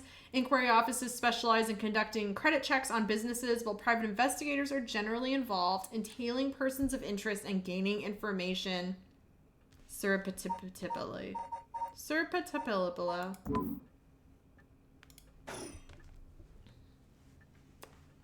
Okay, what else can I... Flowers. An arrangement of flowers. We bring in someone to do it. I don't even know what the flowers are called. A stereo? A stereo unit with separated speakers designed for home use. My husband insisted on buying one even though he isn't one to listen to music often. Okay, the ceiling is horrible. Well, I'll be damned. Is that what I think it is? Goodness, you made me jump. It's just a silly little sticker my son got from somewhere or other. He put it up just before, well, you know what happened. I still can't bring myself to take it down. Let me take a closer look. I knew it. It's Head Honjo from way back in set number 1. This is a real collector's item. Excuse me? Don't tell me you've never heard of the mockingbirds. It's the birds in the delinquent outfit. The what? They're the hottest new craze. Cute little birds dressed up like rough and tumble delinquents. I've never heard of them, but this certainly seems to matter to you. The best part is nobody knows who made them. They just started showing up around town, and soon enough, they'd want everybody's hearts. Look at his little jacket. Oh my god, he's cute. The story goes that they're made by some anonymous artist who covertly leaves them behind in specific location. No one knows when or where they'll show up next. They're basically an urban legend of sorts. To think one would turn up here of all places. This is a good sign, I'm sure of it. Oh, well, that's nice. Ooh, Mockingbird number 1. Oh my god, look it. Oh, there's secrets. Approach the net. A bottom shelf surrounded by darkness. Jackpot. Late at night on the way home. Look up at the first house, among the morning green, before hearing the history, in the bright garden, if you won the lottery. Wait until you feel like yourself again, detectives and private eyes. A ringing telephone booth, the excited detective. Waiting at the entrance, in a park where sparrows sing. Waiting at the intersection, on a bridge pillar at night. A unique looking playground, revisiting the park at night. Okay, so, ooh, collectibles. I would like to click more. All clicks. Clock. The swinging of the pendulum echoes through the room. It feels livelier than usual with Richter here. Usually it's just me. TV. A color television. Father bought one as soon as it hit the market. He likes to have the latest gadgets. Unlike the latest models, there is no remote control. We've had it for a long time. Back when it was new, we all gathered around it and marveled at it as a family. But with Father and my husband being away so often, it quickly fell into disuse. Okay. Let's talk. Let me bring you up to speed. We were in the middle of a chat when you suddenly started spacing out, and the whole time you were grinning to yourself like you just won the lottery. Care to tell me what that was all about? Well, where to start? Is she just going to tell him? Interesting. Very interesting. So, yeah. So the haunting clapper's curse echo appeared out of nowhere, told you how to perform the rite of resurrection, and gave you the curse you'll need to do it. Have I got that right? That's right. So it's all real. Honestly, I still find it hard to believe. But I guess I have to now. I saw that curse stone appear in your hand myself. It looked like it popped clean out of thin air. With evidence that clear, there's no denying that there's some supernatural force at work. I know. I don't think you quite understand. Oh? This isn't about evidence, and it isn't about belief. It's more than that. I know it's real. The moment the curse appeared, I knew everything before it even said a word. It was already there in my head, as clear as day. You just knew, huh? It was etched into my soul, along with the curse echo's resentful memories. So I can feel it, what it was like. Dying like they did hundreds of years ago. Wreathed in flame, writhing in pain as my flesh blackens and my blood boils. I can feel it. All the agony, all the rage. It fills me with bloodlust. Richter's like, I gotta get out of here, my dude. I think I need to kill someone. Anyone will do, just as long as they're carrying fire. Richter's like, I see, that could be a problem. You think so? From what I know of you, I was sure you'd see it as an opportunity. The stronger the desire to resurrect someone, the stronger the urge to kill. That's how it seems to me anyway. Good grief. Talk about a spanner in the works. I say we take stock for a moment, remind ourselves where we've come from and where we're going. That might be a good idea. I'm gonna think. My heart's still racing. This is it, my chance at long last. Okay, yeah, she's ready to kill. That's what you hired me for, ma'am, to look into your son's kidnapping last year. To uncover the truth behind the abduction and murder of Shuichi Shigemi. Oh yes, I remember. They never did find the one who did it. That's what I'm here about today. In fact, kind of you to let me drop by so late, by the way. I've been turning over every last stone, and I've come up with a grand total of 1 lead. So you said. As far as the police are concerned, it's a cold case, but I've managed to make some headway. I remember. You were just about to tell me. Okay, so an overview of the kidnapping. A kidnapping and murder case that took place in Honjo. Shuichi was 11. He was kidnapped on his way home from school with a ransom being demanded that evening. Initially, the kidnapping was thought of as a simple extortion scheme, but when it came to light that the Shigami family was closely tied to the police and Shuichi was in fact the grandson of a senior official, it was quickly assumed that the perpetrator was acting upon a grudge against the police force. The kidnapping was treated as a direct attack against the good name of the police, and a large-scale investigation was launched that used the best equipment available to trace phone calls. This made it all the more embarrassing when they were unable to catch the culprit, losing the public's confidence. The culprit grew cocky, relentlessly mocking the police force. After 3 days of failure after failure, Haru reached a breaking point. Spurred by concern for her son, she resolved to hand over the ransom money as fast as possible, but her husband and father, who held the prestige of the police in high regard, refused, saying that they would not let the criminal win by giving in to their demands. The increasingly frantic detective assigned to the case lost his temper when the criminal called to give an ultimatum, causing the culprit to never make contact again. Another week passed, and Shuichi's body was found floating in the Sumida River. The Sumida River is evil. That's a cursed river, as far as I'm concerned. Shuichi's death could be largely ascribed to the police's incompetence, but this was ultimately covered up with stringent media embargoes. The investigation was never closed, but the case has long gone cold. I wonder if it was the same guy who killed that high school girl. And that's gonna connect them. Oh, he was so... I feel so bad. He was just a kid. The only son of Haru Shigema. He was kidnapped and murdered 1 year ago. His body was discovered floating in the river. That's why I don't live near any rivers. Shuichi was a... Oh my god, I wish I could read. I wish I had a higher education. I only have a bachelor's degree. How do I do this? Conscientious. Shuichi was a conscientious... Oh my gosh, Nicole. Shuichi was a conscientious, brave young boy who was determined to protect his mother Haru amid his father's frequent absences. He dreamed of becoming a police officer and displayed diligence and an impressive sense of responsibility from a young age, likely due to being raised in an extremely strict environment. Born in the early 70s, he spent his days immersed in various activities and studies, including playing piano, learning the abacus, taking English lessons, and training in kendo.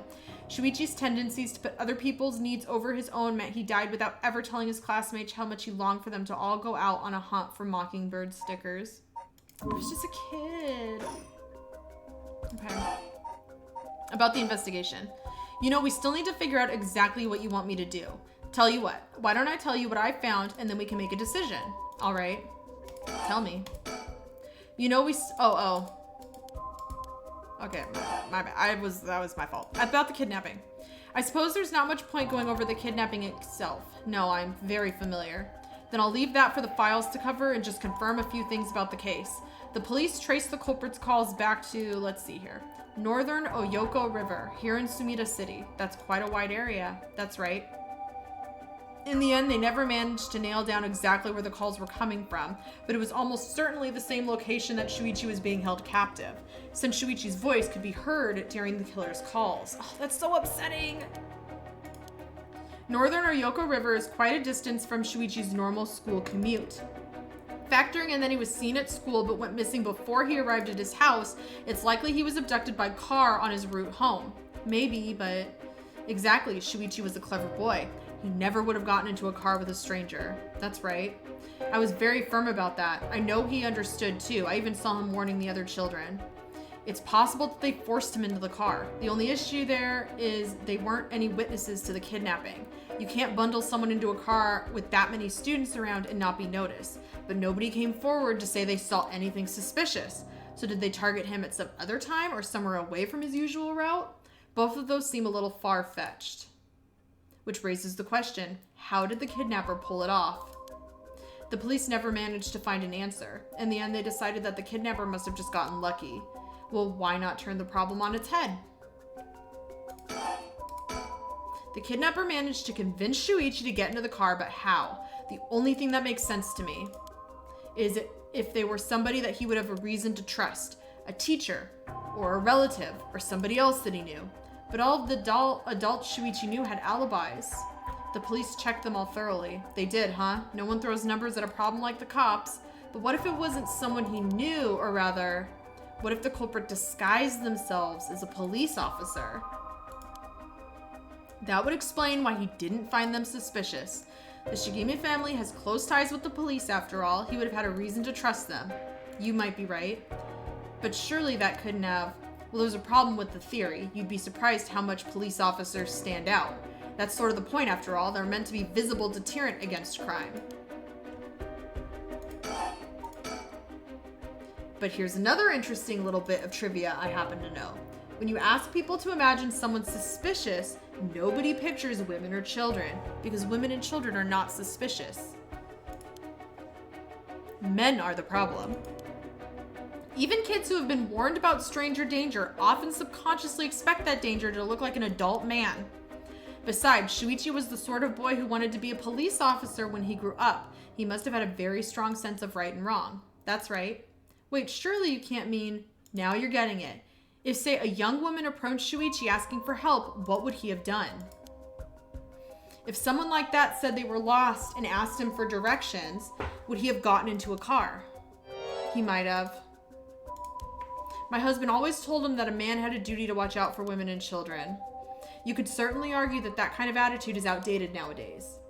But if Shuichi believed it, then we might have something here. Then you think the culprit was a young woman? But it was a man's voice on the phone. She might have been an accomplice, or maybe she didn't even realize she was being used. If anything, that would explain why she hasn't come forward. She herself might not realize she had anything to do with the case. So the question is, did anybody see Shuichi speaking with a young woman on the day of his disappearance? See what I said about people's biases? That goes for witnesses too. And I figured that maybe if I started asking new questions, I might get some new answers. So I spent my day asking around Shuichi's school route, seeing if anyone had seen something. And one man thought he had. Do you mean he saw it happen? I can't say that for sure yet. It turned out he wanted something from me, so he asked if we could talk in private. Who? Is it someone I know? Where am I? Several hours earlier. All right, this should do. Who is it? Who is it? There's no one around. We can speak in confidence. Excuse me, what was your name again? I don't know. Jonoichi. Do I know that name? Got it. Well, Jonoichi, I'm all ears. Just so we're on the same page. You're a private detective investigating Shuichi Shigemi's kidnapping. Do I have that right? Of course. What else do I look like? How should I know what a private detective looks like? Oh, forget it. Look, I'll tell you straight. My life is in danger. I need your help. You'll excuse me if that caught me a little off guard. Let me ask you straight. Who is trying to kill you? A student called Michio Shiraishi. Okay, is that another teacher? And Michio isn't the student who killed herself, but Michio is the one that was like in a gang kinda, who was like made bad choices. Interesting. A schoolgirl, eh? Sounds like you've been naughty. Richter! I just caught that. No! It's nothing like that. That girl, she's a murderer. I'm the only one who knows, but I saw what she did. Michio Shiraishi, I saw her kidnap Shuichi Shigema. Come again? I saw her talk to him on the street and lead him away. I didn't think much of it at the time, but then he went missing. Okay, and that girl was working with the detective who was killed also. She murdered him, I'm sure of it, or at least she had something to do with it. That's what you're here for, isn't it? Then you can't let her get to me. If that's true, you've been sitting on some valuable information. Why didn't you tell anybody? Well, you see, if you can't explain that, I don't have any reason to believe you. I couldn't. She told me she'd kill me if I spoke a word. You're telling me a schoolgirl had you scared for your life. So you've been sitting out on that all this time, and you think she's coming for you now that you've spilled the beans. Yes, that's it exactly. I'm begging you, don't let her get me. Arrest her, I'm telling you, she's a demon. Well, you seem to believe what you're saying, but it just doesn't add up. How could a schoolgirl have a fully grown man so terrified? You don't know what she can do. She'll curse me. Curse you? I'm sorry, but you're losing me here. It's true, her house, forget it. Why do I even bother? You seem dubious enough to believe me, but I should have known you'd never understand. Enough, I'll find someone else to help me. Hey. Weird. Okay, so her demon, I need more information. That's the long and short of it. I can hardly believe it. At the time, I thought that his mention of curses was just crazy talk, but I'm starting to see that there might have been more to it. Then if we can just find that girl, curse or no curse, if she was with Shuichi on the day of the kidnapping, then there's a good chance she knows something. On top of that, I did some digging on the man I spoke to. His full name is Kohei, I don't know how to say his first name, but Kohei Donoichi. He's a teacher at Komagata High School here in Sumida. A teacher? Then the schoolgirl is one of his students? I think that's very likely. Weird. Okay. Tell me more. At last, we've got a lead. Hopefully it'll be the breakthrough we're looking for. The Rite of Resurrection. The Rite of Resurrection, huh? I read about that in an occult magazine the other day. Apparently some old book showed up recently with all the gory details, and they say that the rite can be found somewhere in Honjo. I remember the first time you told me about that. It felt like my prayers had been heard. Like I had hope, real hope for the first time. Ever since that awful day, I've wondered, what if I hadn't sent him to school? What if I just paid the ransom? Not a day goes by when I don't think that if I'd done something differently, Shuichi would still be alive. You can't blame yourself, ma'am. It was the culprit's fault, not yours. Though I know that won't help any grief is funny like that. I'm guessing that's why you're after the rite? Guess I didn't need to ask. It's written all over your face. I can tell how much he meant to you. But, and this is a big but, if this rite is the real deal, using it will mean killing someone and stealing their souls. Is that a problem? If it comes to that, I'm afraid I'll have to stop you. Oh, that's a shame. A shame, huh? That's all? I thought if I'm going to be competing with other curse bearers, then your detective skills might come in useful.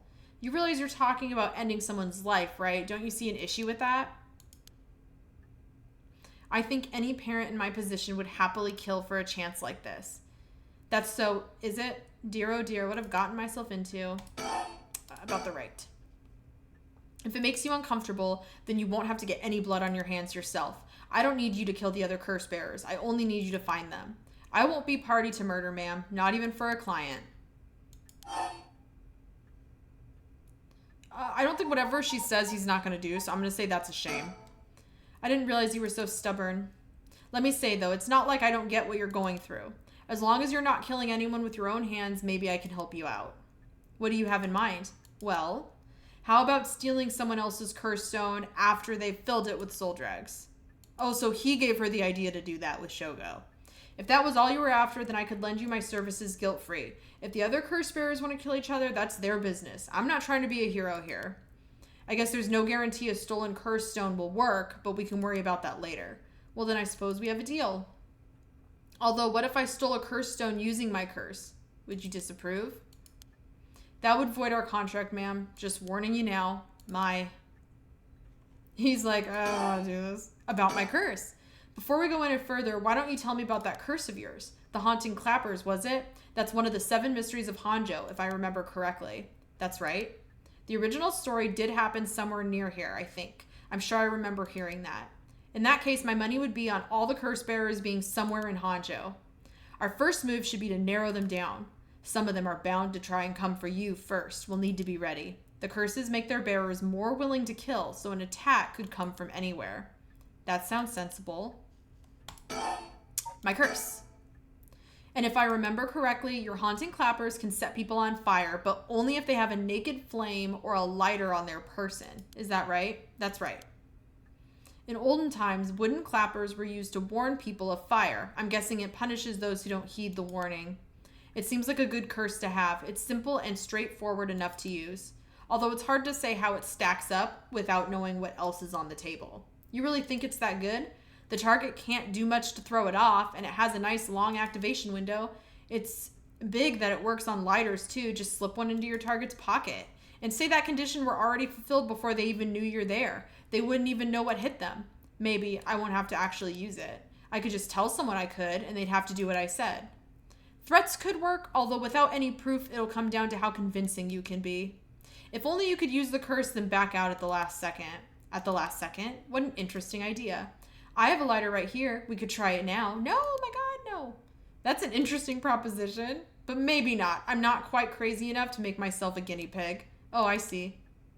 You're an odd one, ma'am, if you don't mind me saying, and I don't think it's just the curse. You flatterer. Yeah, she's a little bit weird.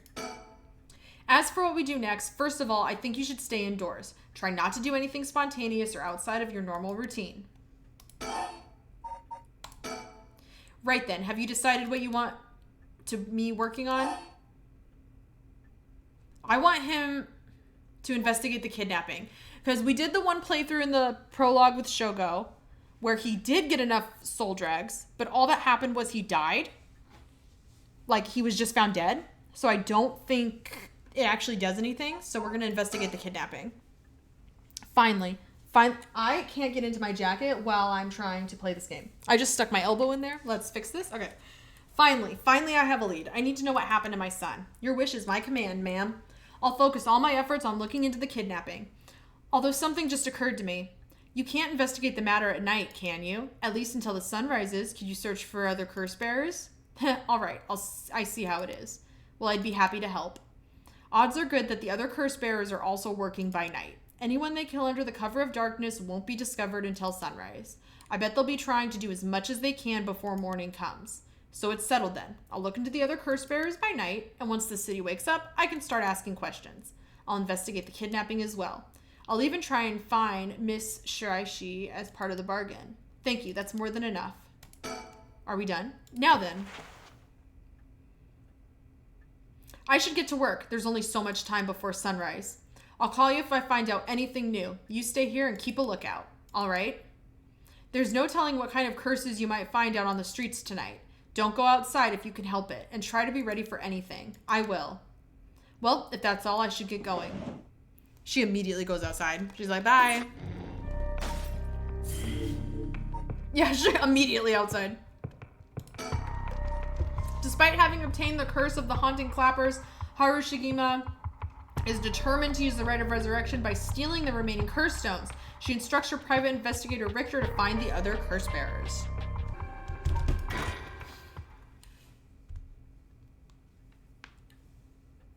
Okay. It is 9 p.m. and I'm drinking Dutch Brothers because I'm stupid. I'll never sleep again. It's blah, blah, blah, blah, blah, blah. It's been almost an hour since Richter left. He promised he'd call me if anything happened, but he hasn't. So all I can do is wait and wait. And look at everything again. The flowers put her at ease. The old scroll, I've seen it too often to feel anything. Oh, a newspaper, that's different. A newspaper? It must have fallen off the chair. Read it. It's a newspaper. I only leave them in here for the guests. I hardly ever read them myself. I don't think I've taken the time to go over one in years. In fact, well, it's not like I have anything better to do. Oh, God. Culture. Now that everyone has more spending money to go around, people are coming up with all kinds of new diversions. It seems like only yesterday that people were flocking to the arcades to shoot aliens. But now we have these enormous theme parks and gaming machines that plug straight into our televisions. Everyone's talking about superhero series, foreign films, and movies based on the latest bestseller. Back in my day, fusion rock and folk music was all the rage, but now it's all about city pop and idols. I find it hard to care about that sort of thing anymore. Okay, yeah, she's good. Guest table. I never offered any tea. Not that I ever learned how to make it. Same. Television. There's nothing on at this hour. I see no point in turning it on. Okay. Okay, I'm kind of scared, actually. Can I get out of here? The ticking seems loud. It just shows how quiet it is. Phone. I'm waiting for Richter to contact me, but he hasn't. Fax machine. It's a fax machine. Yeah, she doesn't. Oh my god, why am I getting nervous? Should I put a record on? No, it's too late for that. I'm not in the mood for music. Chicken. I have anxiety. Newspaper? Education? Everyone attends high school now, even girls. Oh, because this is the 70s? Wait. Girls went to high school in the 70s? I don't understand. Universal education policy, they call it. The country's gotten rich enough that every child can go to school. Education is the backbone of modern society. If you want to work for a good company, you have to get into a good university. With more people in the running than ever, the competition to get into those universities has gotten fierce, though. The new generation is rebelling. Schoolyard violence and delinquency are on the rise. But my boy was too sensible to get mixed up in any of that. I don't want to read anymore. It only reminds me of him. I'll think. I know it's dangerous to go out, but I can't just sit here and let this opportunity pass me by. I have to look for her, for Michio Shiraishi. But first, I need to find more soul drags. Can I leave now? Phone? Because it says I can... Newspaper? Culture again. I hear the new big thing is some mascot line of delinquent birds. The Mockingbirds, I think it's called. It's be my gang name. Was that what Richter was talking about? Trends seem to have such a short shelf lives now with how quickly the times are changing. I drank too much coffee. I'm sorry, everybody. I think I'm just too old to keep up anymore. It's young people who are leading the way. With their modern world views, my generation will only fall further behind. Television articles. I don't watch television. It feels as if all the information in the world gets passed through that little black box. But father stopped them from reporting on the kidnapping back when it happened. I was glad about that. Less fuss. Television. Now the comedy boom is over. All the comedians are flocking to other genres. The occult seems really popular at the moment. Look at all these paranormal specials. Economy. All sorts of articles about the current state of the economy. Now that the post-war boom has passed its peak, we're moving into the era of large corporations.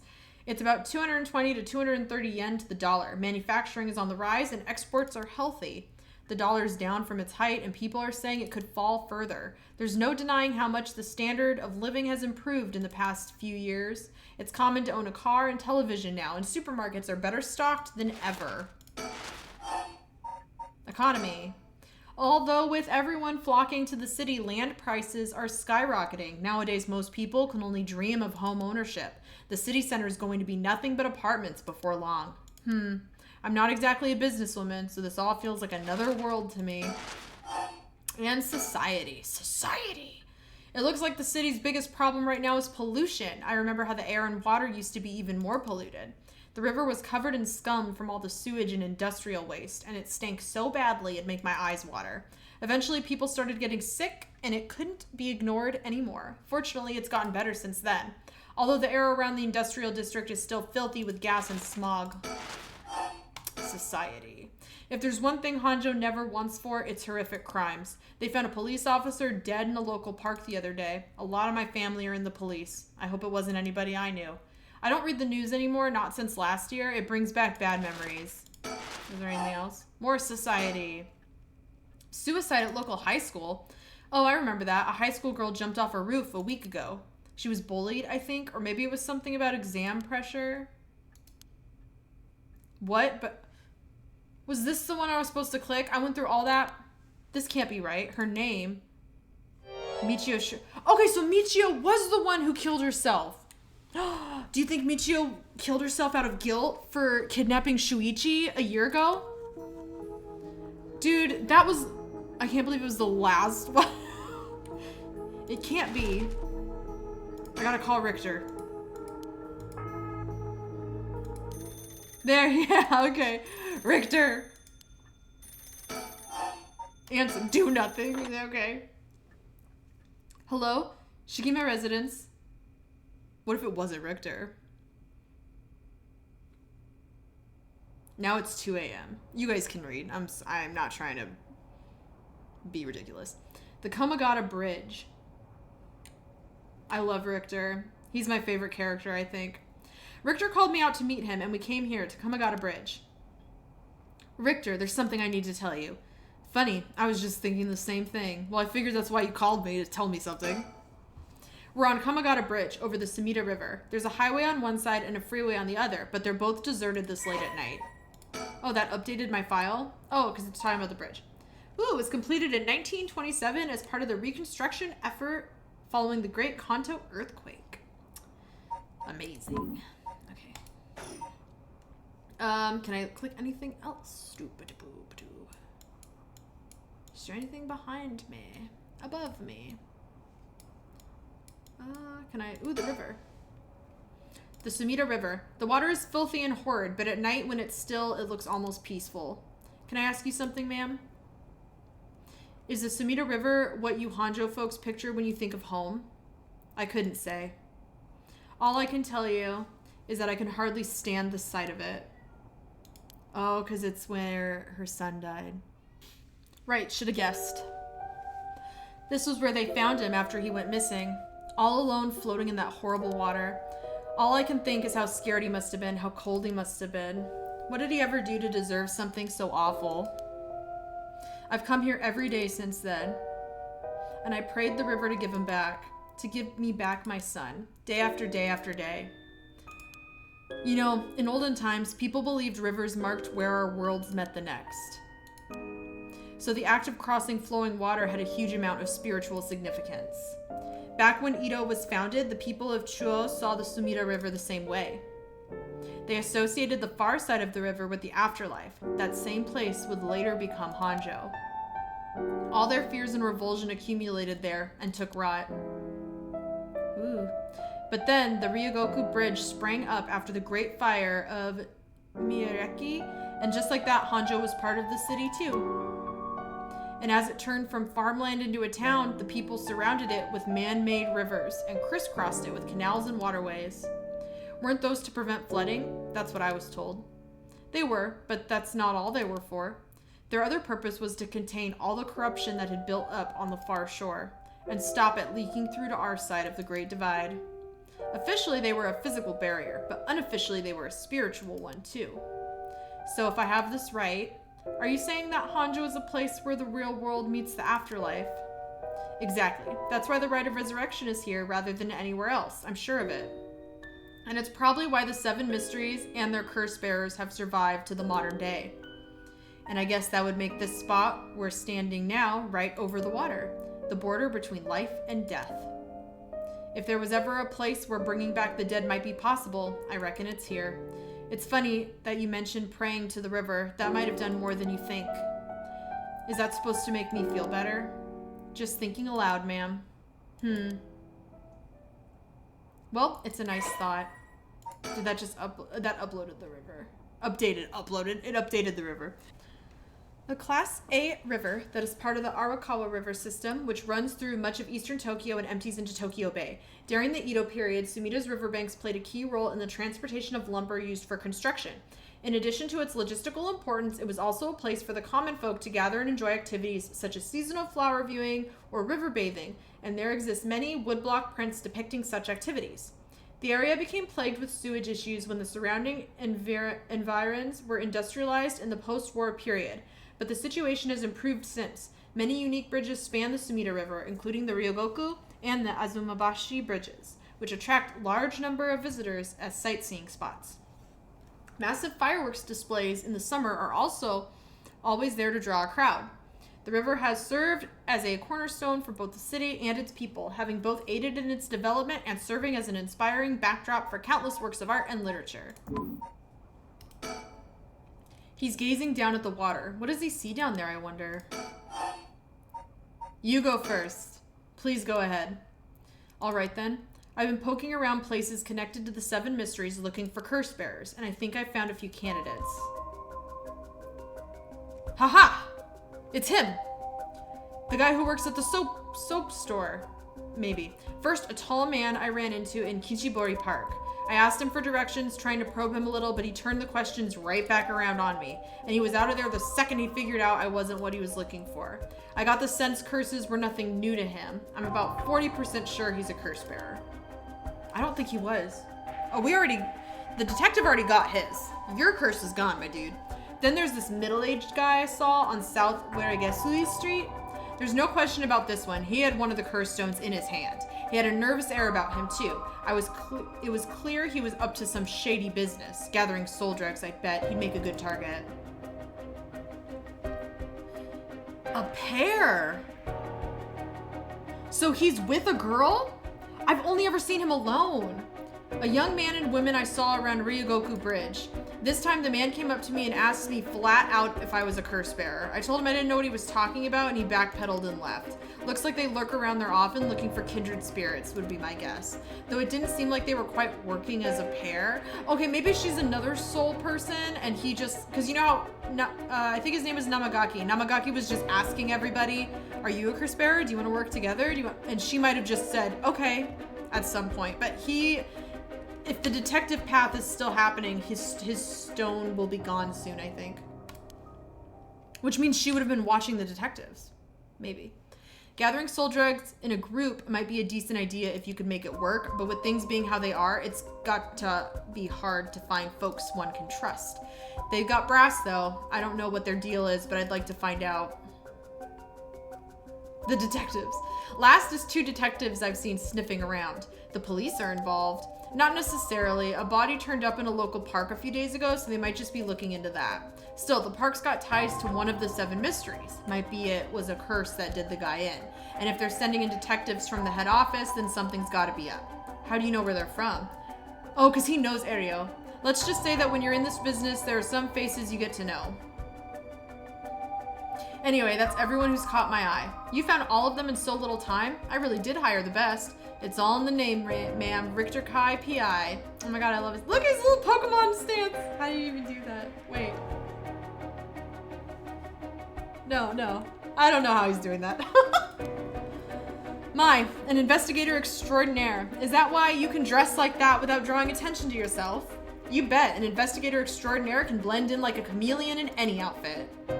Well, that aside, the middle-aged man and the young couple sound the most promising, am I right? Whichever we pick, it's still too early to make a move. It seems like the curse bearers are less involved with each other than we thought. Plus, there's still others we don't know about. I say we hang fire and see how things play out. Once more bodies start showing up, that'll get the pot nice and hot. And once it's boiling, our chance will come. Okay. Richter. There's something I need to tell you. What's up? Well, that girl, Michio Shiraishi, the one who was with Shuichi on the day of the kidnapping, that's her. Well, she's dead. She's what? The student who committed suicide last week, that was her. I heard something like that had happened. Never got the name, though. Talk about bad luck. Do you think she committed suicide, or do you think the nervous teacher pushed her off the building? You know, like murdered her? Because normally when someone's like a delinquent like that, and like does what they want and stuff, I don't know, like I can't see her jumping. I don't even barely know her, but we finally get a lead only to find out it's turned into a literal dead end. Unless her death was the whole reason Jonoichi was so shaken up. He said she was going to curse him. Was he talking about her taking revenge from beyond the grave? It seems like we're back where we started. Not necessarily. That teacher knows something, I'm sure of it. At the very least, I'd put money on him having something to do with her death. What did I say? I told you I said that. I said that. That's why he's so scared of being cursed by her. Ooh, do you think he saw like her spirit, you know, or something? And also something tells me he knows more about your son's kidnapping. In any case, I think I've got a good idea of what he's hiding. Call it a hunch. A hunch? Well, more of a theory. Care to take a guess? I will guess. I can't say for certain, but Mr. Jonoichi silenced Michio Shiraishi with murder? What if Mr. Jonoichi silenced Michio Shiraishi with murder? What do you think? I see, so you think Miss Shiraishi's death might not have been suicide. That would certainly give him a good reason to think she'd hold a grudge, but I'm not sure I buy it. That might be a little bit far-fetched. Oh, am I wrong? I see, I'm sorry if I disappointed you. I'm not really cut out to play detective. I'm sorry. I'm sorry, everybody. Well, no point dwelling on speculation. The truth will come out in time. Right now, I think we need to have another chat with Mr. Jonoichi. Didn't you want to tell me something? I've already said everything I wanted to say. Standing around is the last thing I want to be doing right now. This is my only chance to bring back my son. I can't afford to fritter it away. Wait, are we done? Oh, God.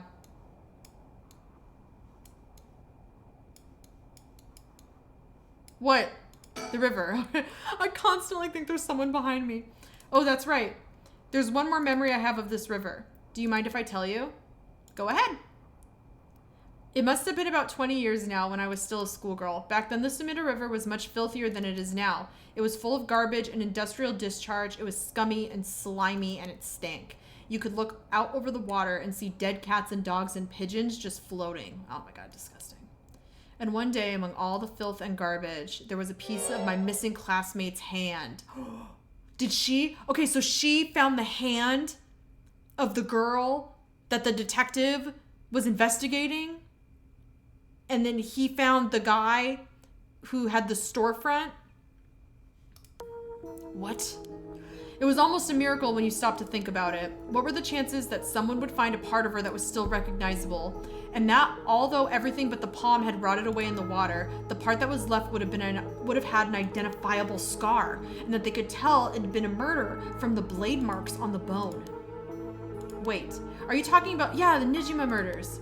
So you have heard of it. I'm impressed. I assume you were but an elementary schooler at the time. I wasn't really aware of it then. I only heard about it after the fact. I had no idea that the victim was a classmate of yours.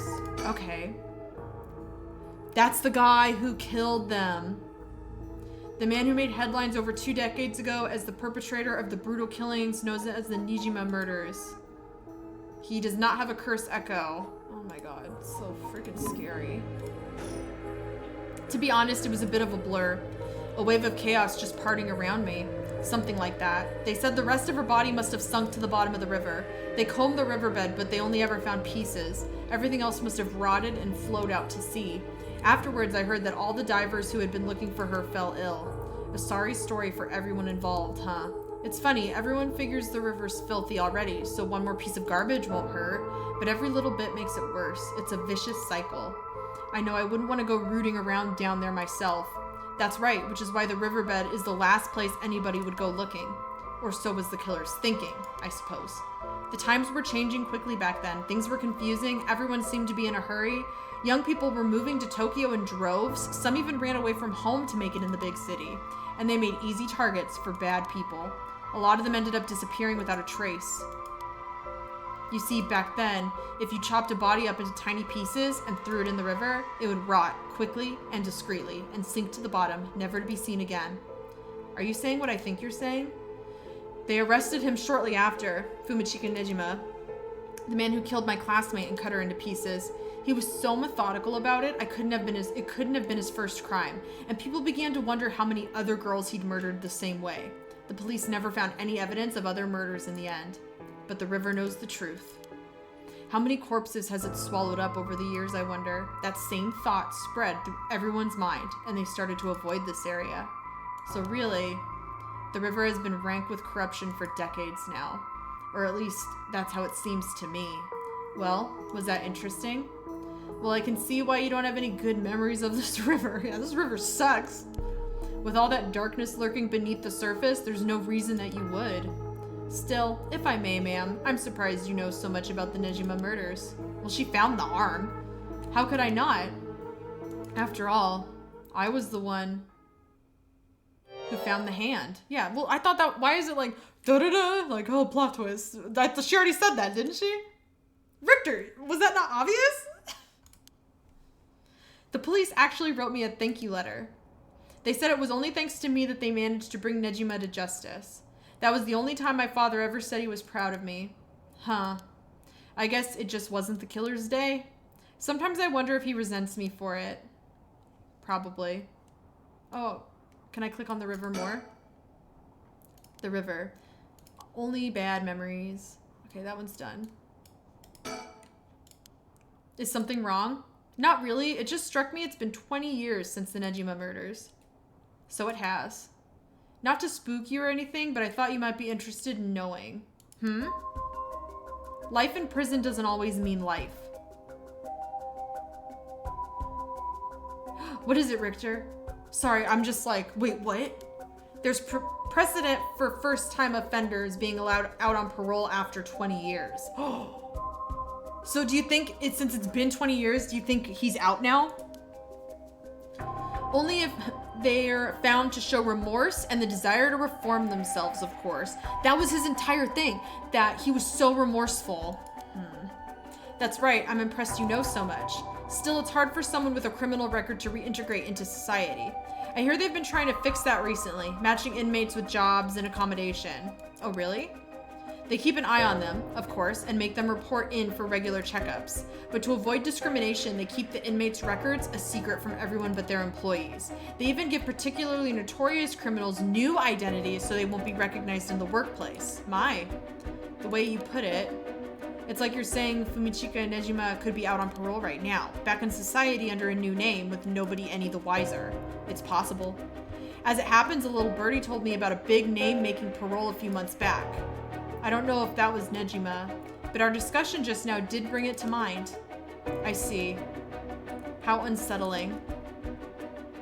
Now that you mention it, I just remembered something too. What was it? I was passing Kamagata High School a little while ago when I saw someone. A janitor, I think, and I could have sworn he reminded me of Fumichika Nejima. Do you think there's no way that someone would murder a high school girl so viciously and then they'd be like, you know what, you're out on parole. We're going to get you a janitor job at a high school surrounded by high school girls. There's no way they would do that. I will fight all of you. He looked a little different after 20 years, much thinner than I remembered, too. I told myself I was just seeing things, but perhaps it was him after all. That's unsettling. Now I gotta fight the janitor. So, what next? The big question now is what the rest of the curse bearers are up to. Luckily, the Sumida River is a good distance from any of the 7 mysteries. It's unlikely the other curse bearers will come all the way here. I can finally have a moment to think. I see. All right. Woman? Excuse me?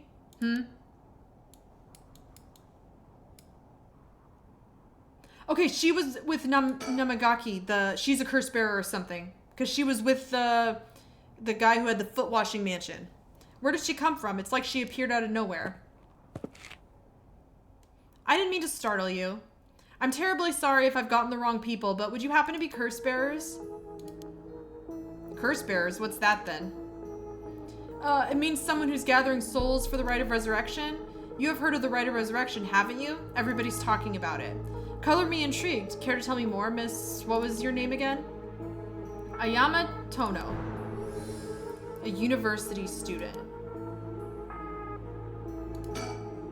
She says her name's Ayama. I guess she's around 20. She must be brave walking around alone this late, or maybe there's more to it. There's more to the rite of resurrection than meets the eye, you see. So the best way to collect soul dregs is to kill other curse bearers, and that's about the size of it. I hope it wasn't too much to follow.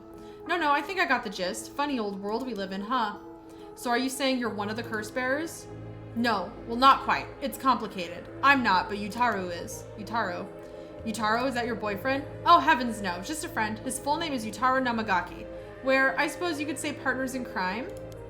Funny way of putting it. Okay, so she's just working with him, but she doesn't have a curse?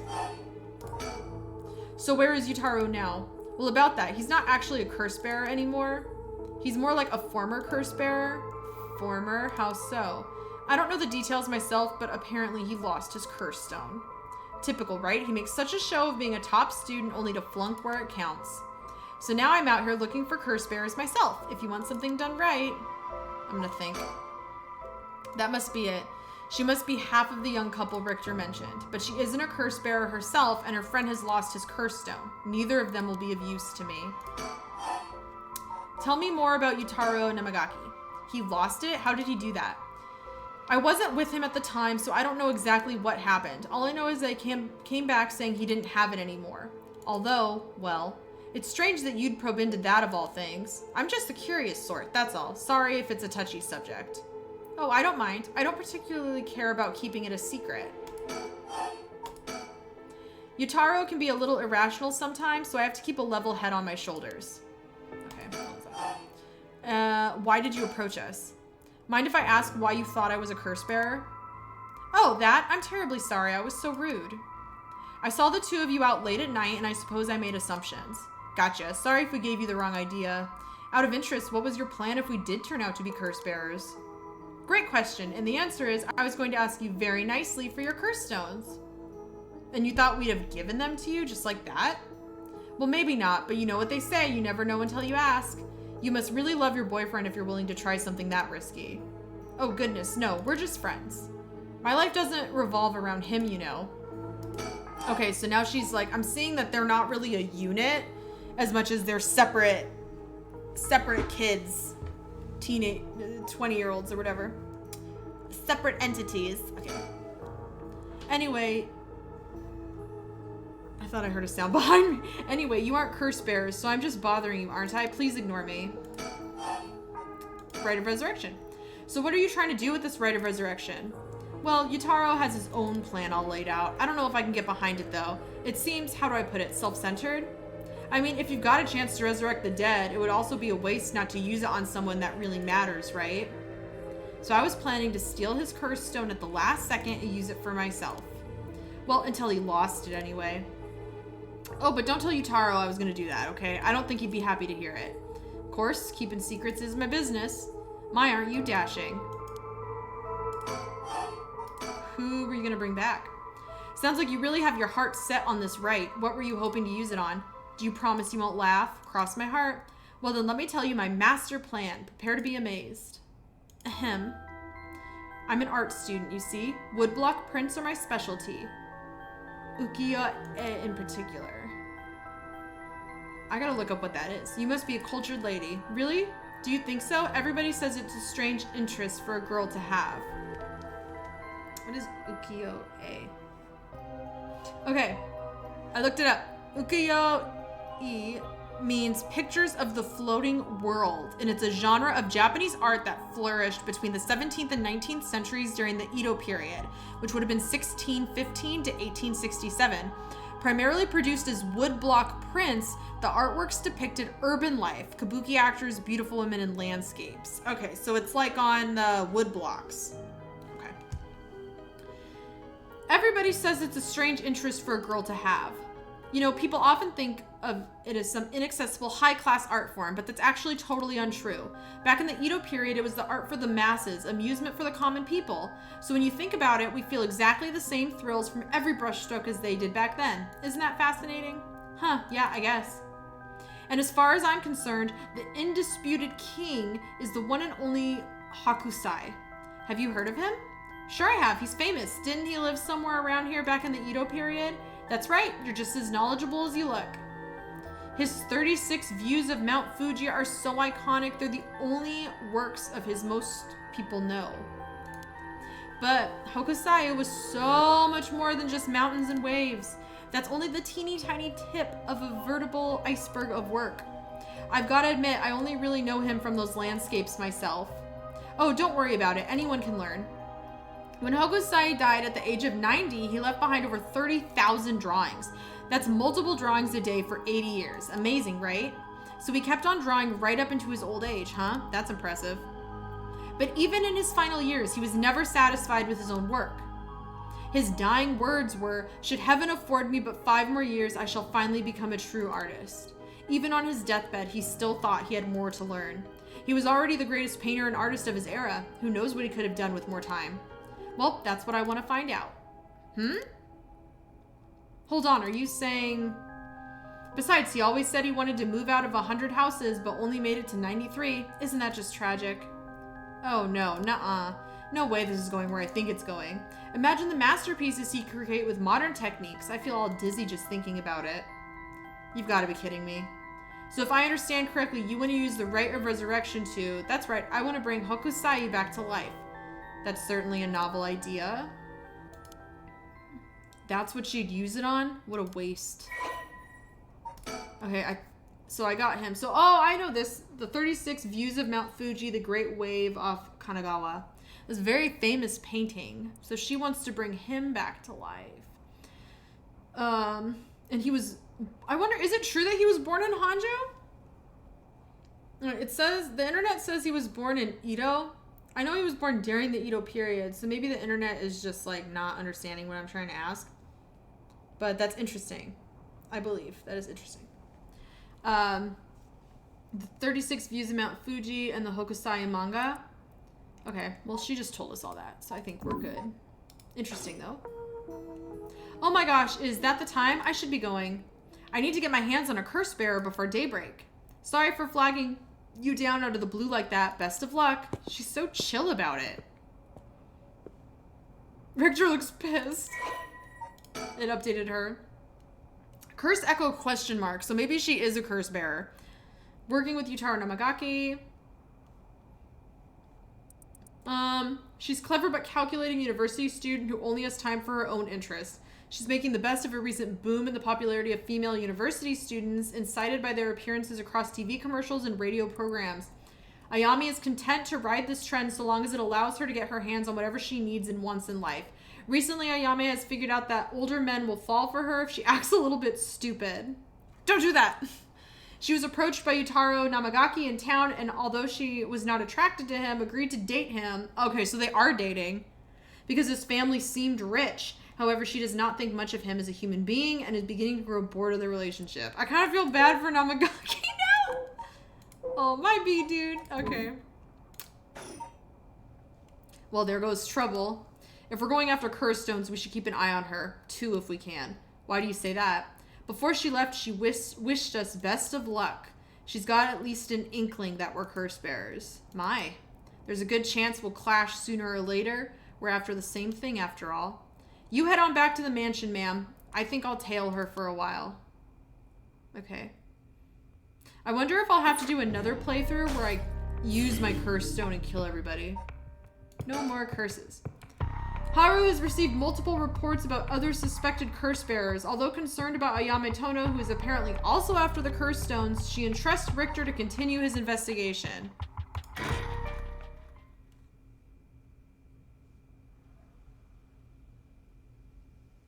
Shigami Mansion.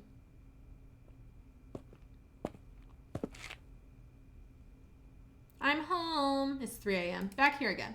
I left Richter to continue looking for curse bearers and came home alone. Are we safe? A chicken. Mockingbird number 5. Does that mean I missed 2, 3, 4?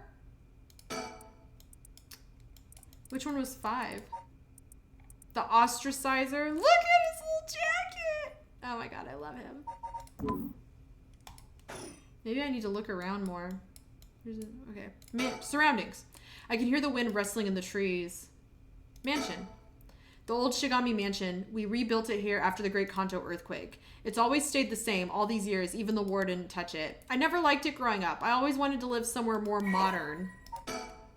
Okay, so it's just talking about they were a samurai people, right? Once a warrior clan with a mansion in Honjo, now a dynasty of police officials, the Shigami family is one of considerable repute.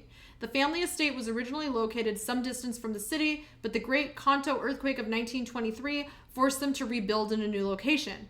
The Shigami mansion was at one time a bustling place where members of the social elite mingled. 1 year ago, however, I need to pause. 1 year ago, however, the head of the house was struck with a sudden melancholy, and ever since their mansion has stood silent as the grave. 1 year ago was when their child passed. Is there anything else? Entrance. Wait here. Why? Just to be weird? Okay, I'm gonna go inside now.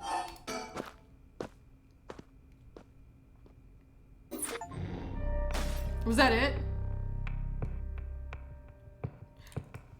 Okay, it's just going inside. I was like, okay, let's see what's gonna happen. Okay. Our last one for right now is Yako Sakazaki.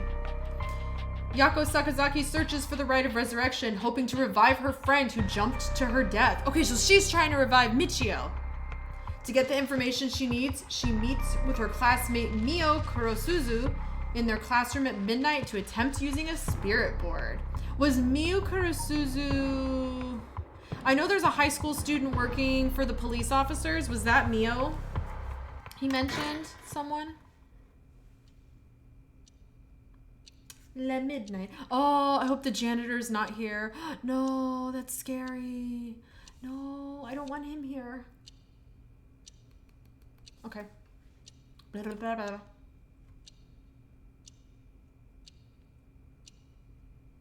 Look at her little pentagram. Pentagram. That should be everything. Okay, let's start. Ready for this, Yako? Yeah, I'm ready. High school student. Oh yeah, it's her. Yako is a student in class 2C at Kamagata High School. Unable to comprehend why her childhood friend and classmate committed suicide, she attempted to investigate the incident herself. She was unable to make any progress and feeling desperate, invited Mio to join her in performing a spirit board ritual. Born and raised in Honjo, Sumida City, Yako's family owns and operates the beloved candy shop, Sonoya, since its establishment in the early Showa era. Despite her modest appearance, Yako is a cheerful and vivacious young woman with a sense of duty and compassion so strong that she is easily moved to tears. She's also a bit quick-tempered and quarrelsome, always prepared to stand up against those who harm her family or friends. It is possible, however, that this readiness to fight is more driven by an innate love of chaos. Yako's winning streak against arrogant boys and scraps since she was a child remains unbroken and is the source of considerable stress for her mother. She participates in spontaneous scuffles. All right, let's start. Ooh, spirit board. Ooh, it's a coin. This is the spirit board. This is how we'll be communicating. First, we'll both put a finger on the 10 yen coin that's on the board. This one. Finger. Like this. Just like that. Relax your finger as much as you can. Now for the chant. Repeat what I say, okay? O specter of the spirit board, please visit us. Your turn.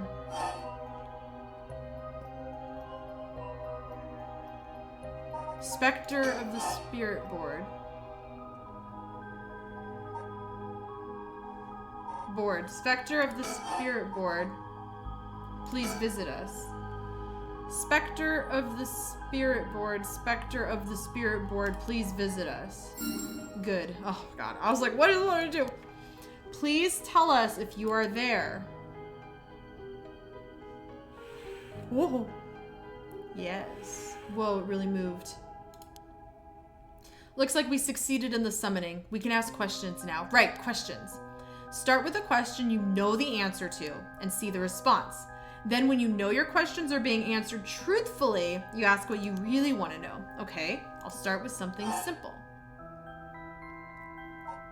What is my name? I think it should know the answer to this. Oh, specter of the spirit board, what is my name? Oh, what's the matter?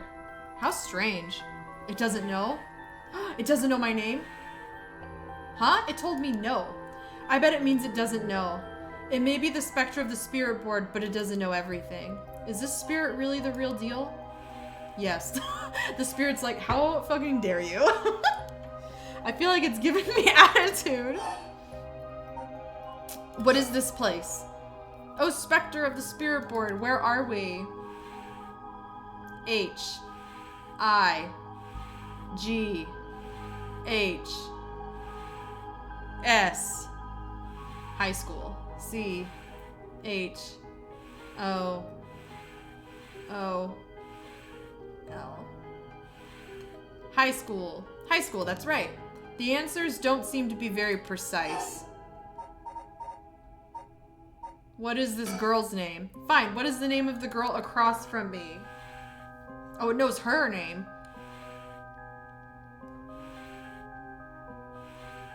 Mio, that's right. Ugh, that's not fair. It knows your name, Mio. It even used that weird character you used to spell your name. How flattering. Psychic girl, Mio Kurosuzu. Yeah! Okay. Oh, she might have a Kurseko.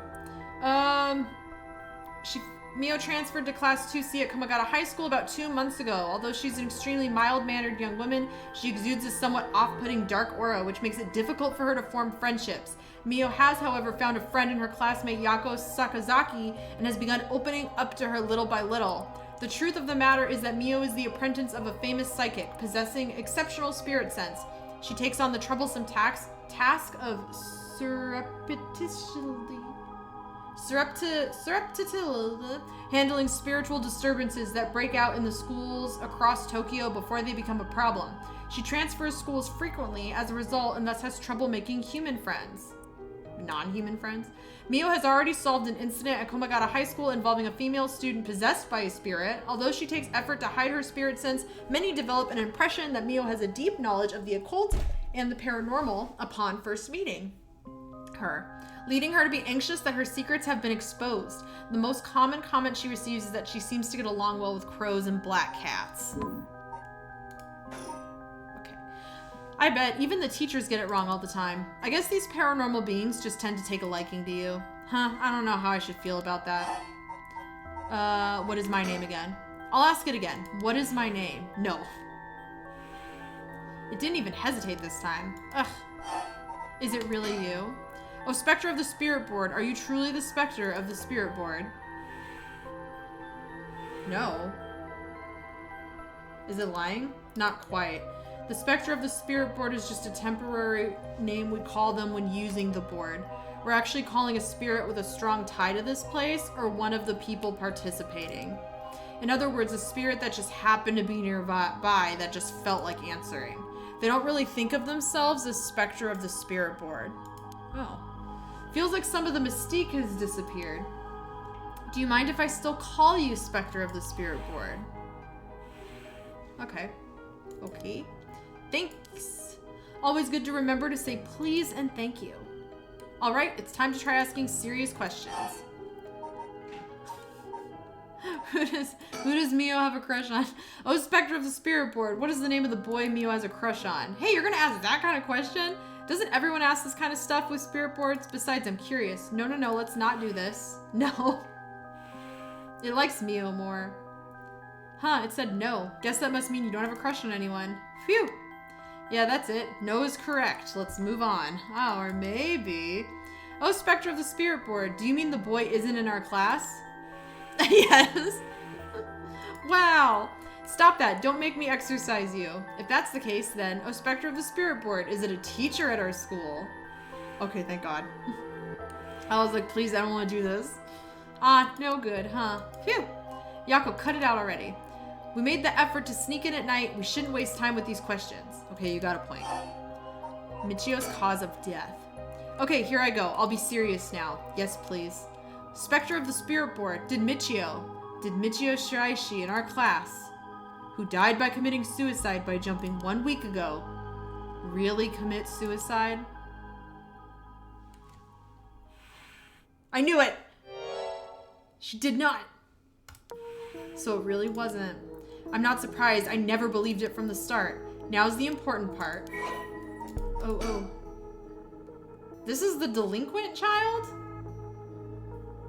No, maybe I'm mixing that up with something. What is it? Michio was a second-year student at Komagata High School. She was found deceased 1 week ago in a back alley off South Waragesui Street. Her entire body broken and severely contorted.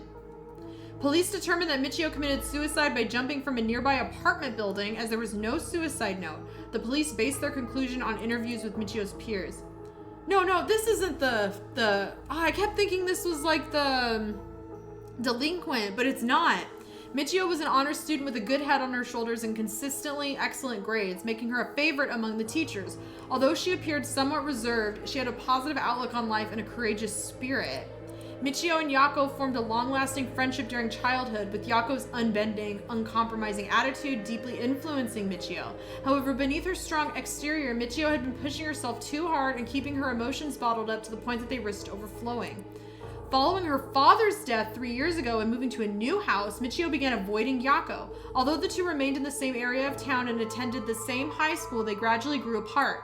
Yako herself worried for her childhood friend, but incapable of wading into complexities of Michio's home life, kept her distance. The days passed, and though Michio longed to confess everything to Yako, the moment to do so never came.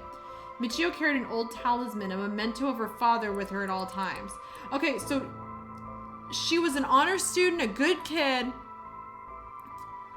I don't think she it says she didn't commit suicide, but her body was found completely contorted, which you wouldn't jump off a building and your body wouldn't like twist and stuff.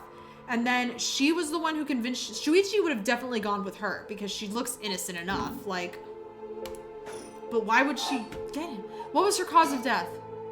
Oh, Spectre of the Spirit Board. Did Michio Shirashi die in an accident? It was an accident? It said yes. So it was an accident and not suicide. Ugh. Did she slip and fall from the apartment building? No. She didn't? What do you mean? Michio didn't die falling from the apartment building? Yeah. No way. If that were true, then why was she lying on the ground like that in the back alley of the apartment building? It was an accident but not a fall? Spectre of the Spirit Board, what happened to Michio on that day? Seems like it doesn't know the details. Where is the rite of resurrection? Spectre of the Spirit Board, we want to use the rite of resurrection to bring... all the music. To bring Michio back to life. Do you know where the rite of resurrection is? I'm scared. Everything's fine. Oh my god, what is this? Stop, I'm scared, Mio. Calm down, you can't let go before it's over. Okay, so this is me getting a curse stone. Such deep sorrow, resentful memories flowing into my mind. Procession, those who hear it will fall the depths of hell. Kill them. Kill them. Those who hear this sound, kill them all. You have acquired the power of the curse stone, the Fool's Procession. You can use it to kill those who hear the sound produced by the curse echo for more than 30 seconds. More than 30 seconds? This is just a worse version of the foot washing mansion. The effect will be negated if you are seen, so you just hide and play the sound. Use the curse button to produce the sound. Ooh. Kills by fatal fall one who hears its music for 30 seconds without seeing the curse bearer. Ooh, look, its leg. Its hand is all messed up. Omio stood atop the tall festival tower. It was her time to shine, and she was ecstatic. It had been years since she joined the troupe, but she had yet to enjoy her day in the spotlight. She wasn't particularly pretty, nor was she all that talented. As a gossip and a loudmouth, she wasn't well liked by her peers. Some of the other girls thought of her as a teacher's pet and bullied her. I don't care about them, she thought. I'll use this chance to make something of myself. Everything was perfect. She wore a beautiful kimono and an okame mask over her face. The stage was set. The accompaniment began. She danced with everything she had. Applause rained down upon her from the crowd. Her breathing hastened with excitement. I've got to catch my breath. That's strange. I can't take off my mask. The smell of glue assaulted her nostrils. So that's how it is. I knew it was too good to be true. Her screams were drowned out by the music as she squirmed and struggled. Omio is giving it her all today. We have to keep up. The crowd livened even more. No, please, someone help me. She fell from the tower, writhing in pain as she begged those around her for help. The music stopped in time with Omio's heart. So they glued the mask to her face. You can hear the flute music, too. A murderous impulse seeps into my soul like thick black tar. Now. Oh, it always does this. Kill. Can you hear it, curse bearer? You who so strongly desire the right, kill them.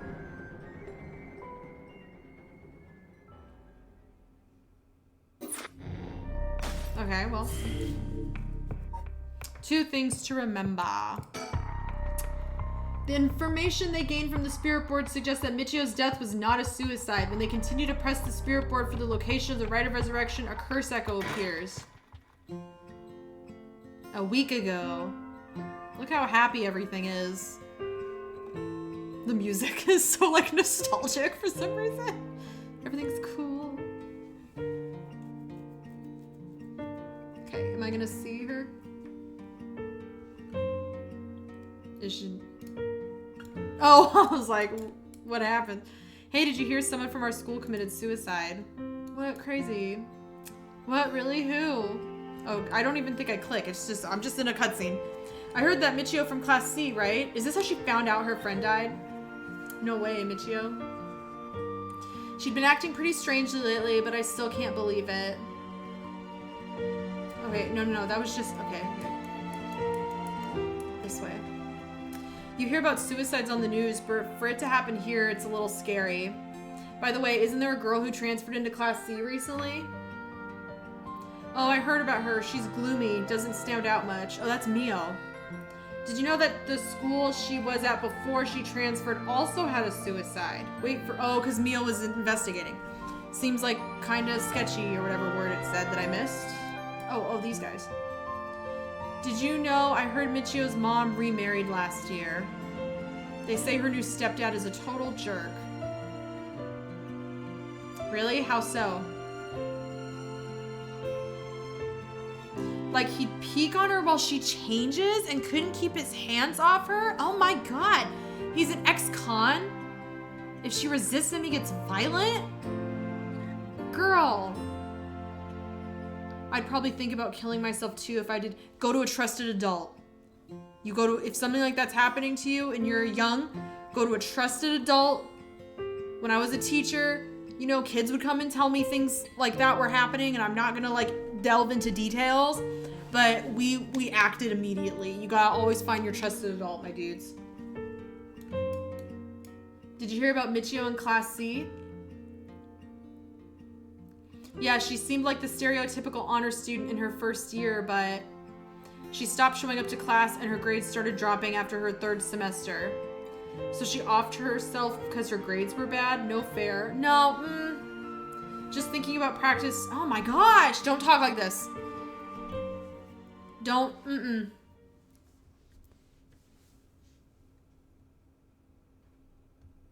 There might be some of you who already know, but a member of our class, Michio Shiraishi, passed away last night. He seems so timid, like the way he hunches.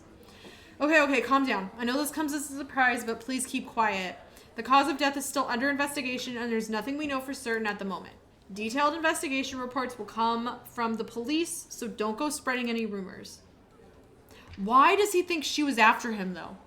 She was like, she's gonna get me. What is he? Did he know something? We're sending everyone home for today. No dilly-dallying on your way. School will be off tomorrow as well. Stop celebrating. Show some respect. God, people. There will be a memorial service scheduled next week at the school assembly if anyone wishes to pay their respects individually. Several days later. Is that today? Or no? Oh, Mio. Sorry to bug you. It's just you seem a little different from your usual self. I hope I'm not being nosy. Thanks, Mio. First name, because we're friends.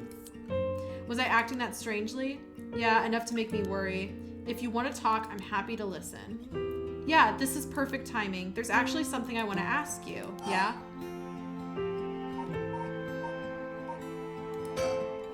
You know about the spirit board thing that everyone's been doing, where you summon a spirit and ask it whatever you want? Yeah, I know it. I want to try it out. There's something I want to know. Why are you telling me this? I mean, you seem like the type to know about this stuff. Oh, I do. Oh, Mio's like, I guess. Yeah, you look like you're really into that occult stuff. You know, you got that kind of gloomy look. I don't know how I should feel about that. But you do know how to do it, right? Well, yeah, I think I probably know a little more than most.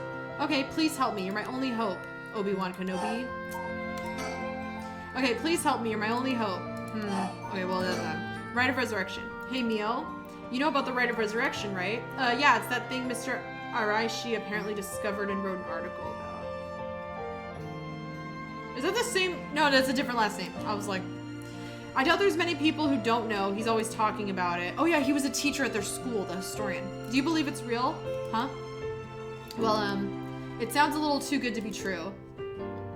But on the off chance that it really works, we could bring Michio back to life with it. I want to find it if there's even the slightest chance of bringing Michio back. But how will you look for it? Right, that's the thing about Michio. Michio, I wonder why she had to die. She didn't leave a note or anything, but they announced that it was a suicide. That can't be right. She would never kill herself. Michio was so happy and always looked on the bright side of things. She loved coming to school. I know she was going through some hard times, but for her to kill herself? I never got a chance to speak with her. She was often absent from school, and when she did come in, she looked depressed. You're right. And that's why everyone was so willing to accept that she committed suicide. They acted like they cared, but all they did was gossip about it. They put together little pieces of information and spread rumors like it's the truth. Isn't that terrible? Yes, it is. I've heard some that are really awful. In the end, the only reason they're able to say stuff like that is because they aren't personally involved. It's true that she didn't get along with her new stepdad and that her grades went down, but to say things like, how sad, no wonder she killed herself, how dare they? She always told me she was okay whenever I talked with her because I was worried. She would have told me if there was something bothering her so badly that she'd kill herself over it. Uh-huh. I won't let Michio's death be written off like this. Like, maybe she got caught up in something bad? Something bad. People have been talking about that body found in former Yasuda Gardens, right? Some are saying that this town is cursed or something. Okay, do you think... So they said that her dad... Okay. They said that Miyoshi's father married her... Stepdad married her mother about a year ago. And that was also when Shuichi went missing. So do you think her stepdad is who killed Shuichi? Yes, there has been a strange feeling around things recently. The thing you want to ask is yeah, I want to know about the truth behind Michio's death and where the rite of resurrection is hidden. I see. I don't know if getting the answer to those questions will be as easy as you hope. Please, the teachers and police aren't any help, and there's only so much I can do alone. If there's even the slightest chance, then, well... Okay, if that would make you feel better, then I'll help. Yes, thank you, Mio. Okay, then tomorrow after dark. Okay, so that's when we decided to do this. Yeah, I bet it was Michio's stepdad, because I can't see Michio doing it for anybody else. Okay, so we have all the notes. Body discovered a week ago. Full body blunt force trauma in an alley. Believed to have fallen off the roof. The deceased parents had recently remarried, and rumors among the students suggest physical abuse by her stepfather may constitute a motive. Yeah, I think they got married a year ago. I think that's what it said. I might be wrong. Le midnight. Kamagata High School. Okay, so we're still in the high school. Hi, Mio. Ah, you're awake, Yako. Yeah, what happened? You can't remember? Let's see. We used the spirit board, and I suddenly heard something like this weird voice, and then I passed out. Yeah, as far as I can tell, you aren't experiencing any negative effects. I think it was just a mild shock from how sudden it was. Huh. Ah, was everything okay with the spirit? Yep, it was almost bad, but I got it to leave. More importantly, what is that thing you have in your hand? In my hand? This one's the creepiest of all of them. What the heck is this? It looks so freaky. When did I get this? There's so much anger and hatred held within it. It looks like a little like tools that were used for ancient curses. That's so scary. Yako, you just said you heard a strange voice, right? Could you tell me what you heard? Anything you can recall. I think it might be connected to that object. Let's see. It felt like I was at the bottom of a dark place, then this voice felt like it was echoing in my mind. After that, it just kept shouting, kill them. I see, thank you.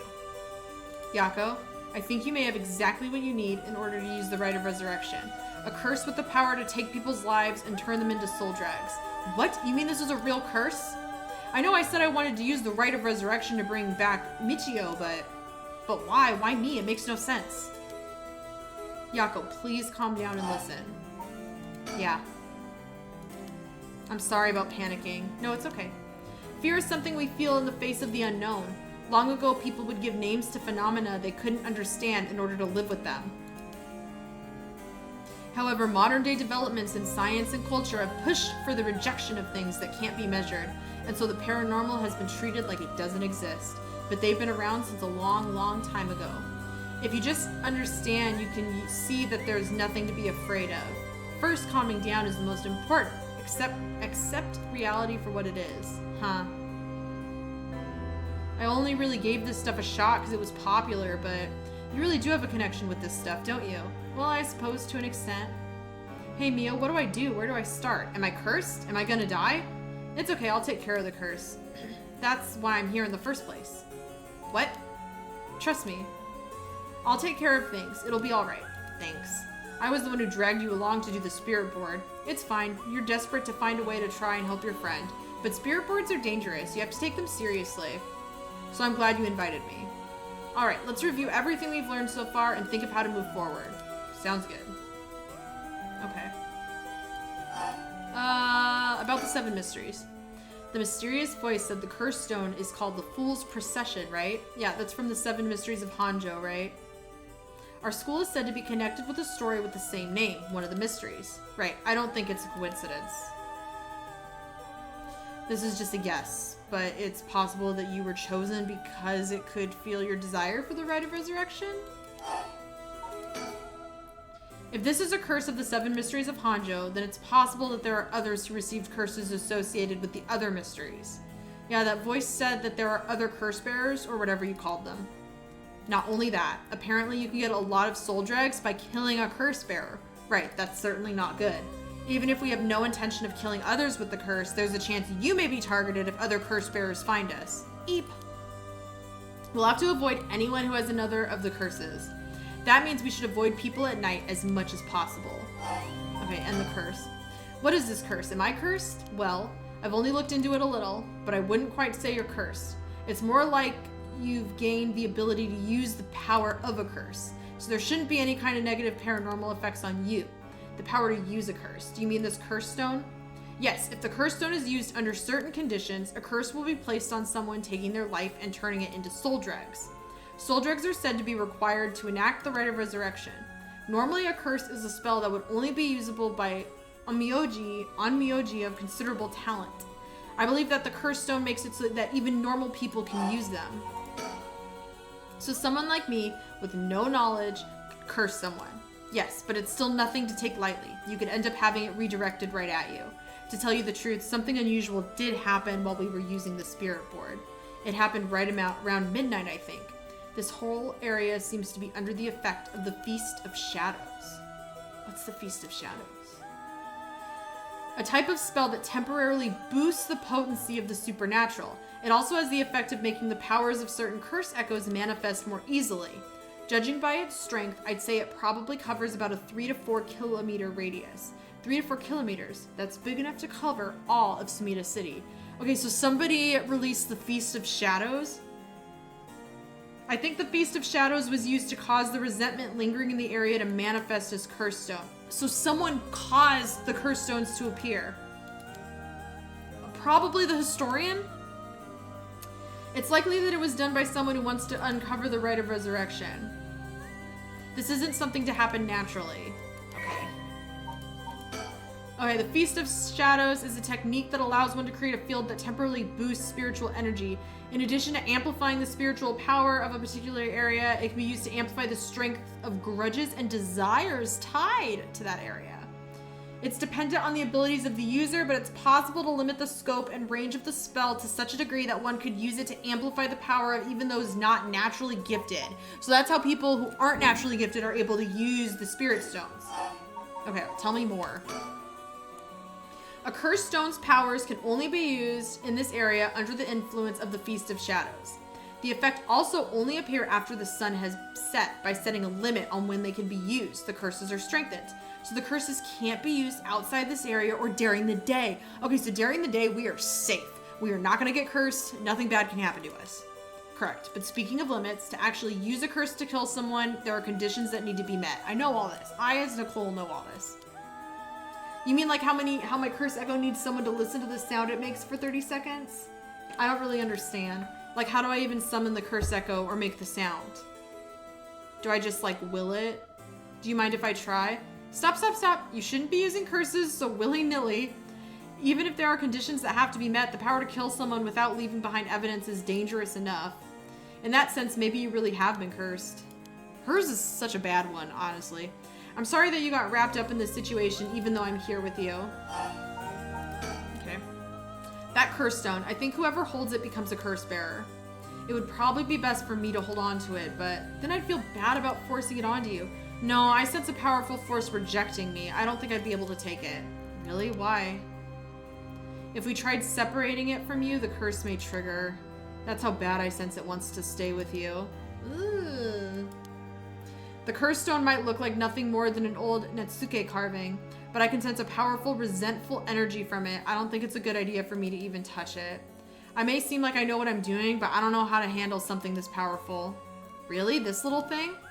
If you threw it away and someone with bad ideas picked it up, it could be bad. I think it would be safer to avoid the risk of getting anyone else involved and have you hold on to it for now. Well, now I'm kind of freaked out. Anyways, we need to make it to daybreak. I think the curse should weaken once it's morning. I'll help you find a way to deal with it then. Okay. So there are 2 things you should remember. First, do not fulfill the conditions while it's night. Second, should you happen to fill the conditions, don't use the curse. Okay. Rite of Resurrection. But Mio, yes. If this curse is real, that means I could bring back Michio if I used it, right? The Rite of Resurrection would be real too. Maybe. You can't do that, Yako. But it feels like it's not the time to worry about that kind of stuff. If Michio died in an accident, then I'm sure she didn't want to die. What's the issue with putting a little curse on a complete stranger? Mio's like, bitch, please don't.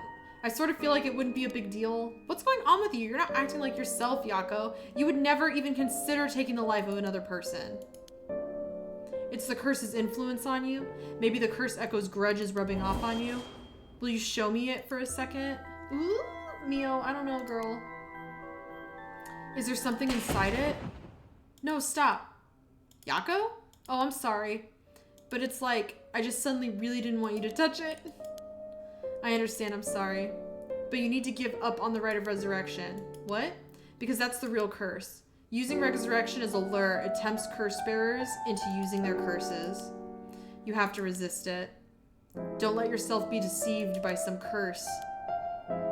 But Michio could...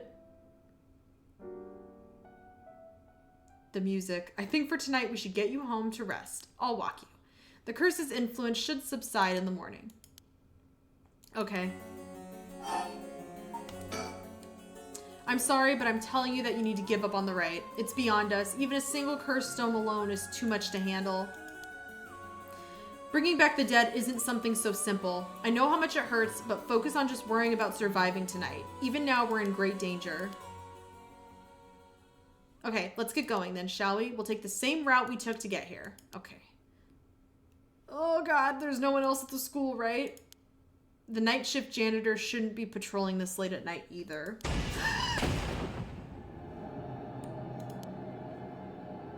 Who be there? Oh god, the lights went out. The lights! Is the teacher gonna kill us? Oh my god. Mio! Where are you, Mio? Oh! Hello? What are you feeling?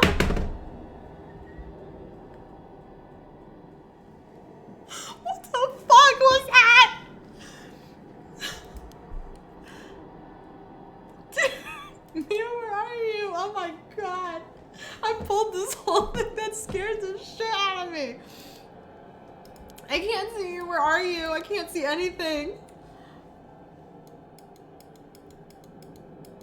Okay. Oh, friend. Mio, over here. Be careful. Your field of vision is being limited. Is that the teacher trying to kill us with the lantern? Oh my god. Bruh. Okay, escape from Kamagata High. After Yako acquires the curse of the Fool's Procession, Mio tries to persuade her to give up on going after the Rite of Resurrection. The effects of other curse echoes are already appearing at the school, so the two hurry to get out of the classroom. God, that was awful. That was the worst thing that ever happened.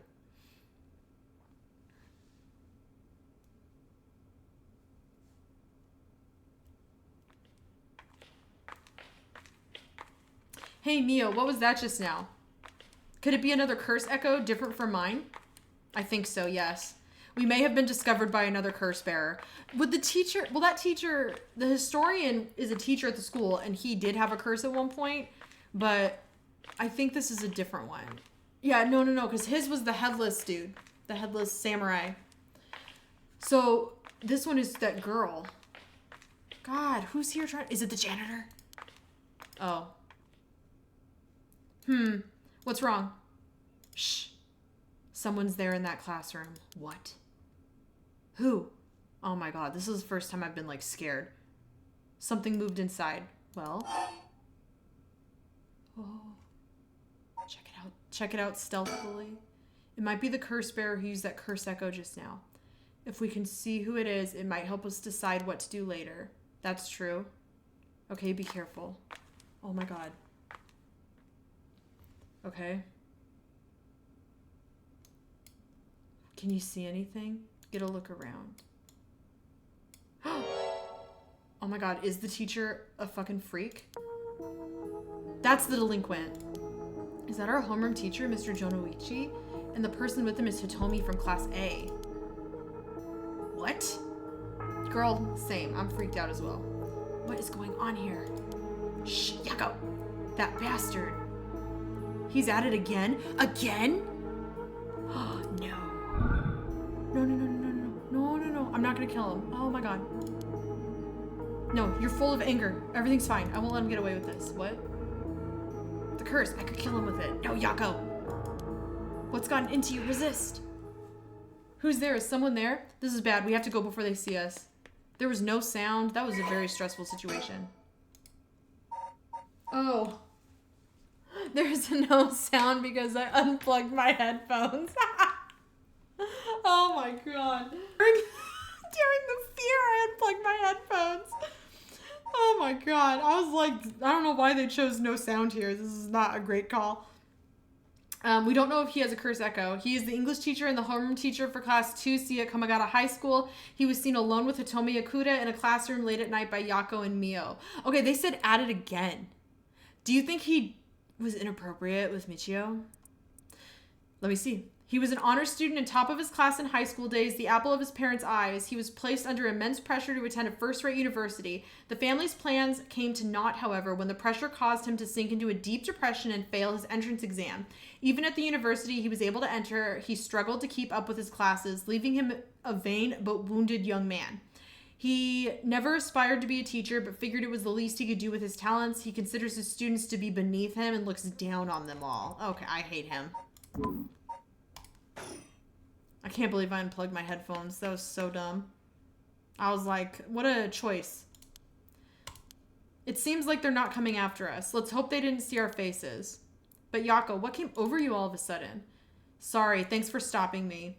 It's like this uncontrollable rage suddenly welled up inside me. I wonder what's gotten into me. I can barely even remember what happened. I'm really sorry. I do think it's partly the curse's influence on you, but we certainly saw something shocking. My heart's still pounding. I'm a little surprised you know Hitomi from class A. She tends to stand out a lot. Gotcha. Well, she certainly does dress like a delinquent, though she barely shows up to school. But could Mr. Jono... Oh god, what's behind us? What's behind us? Oh, we should be careful just in case. Yako.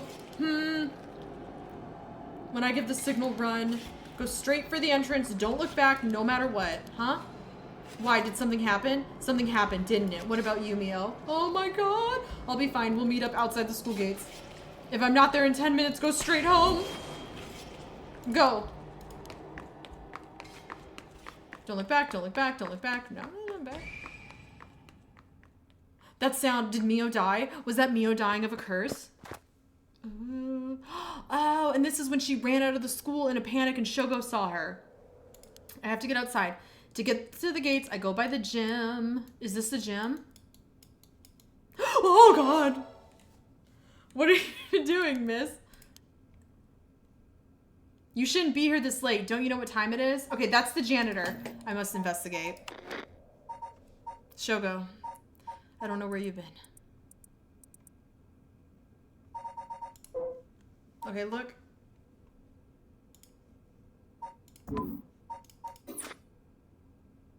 I don't see it. I don't know. You shouldn't be here this late. Don't you know what time it is? Oh, Mr. Ashimiya. Well, if it isn't little Yako. Anyway, students ain't supposed to be outside playing around at night. Okay, so Haru thinks that he reminds her of Nejima.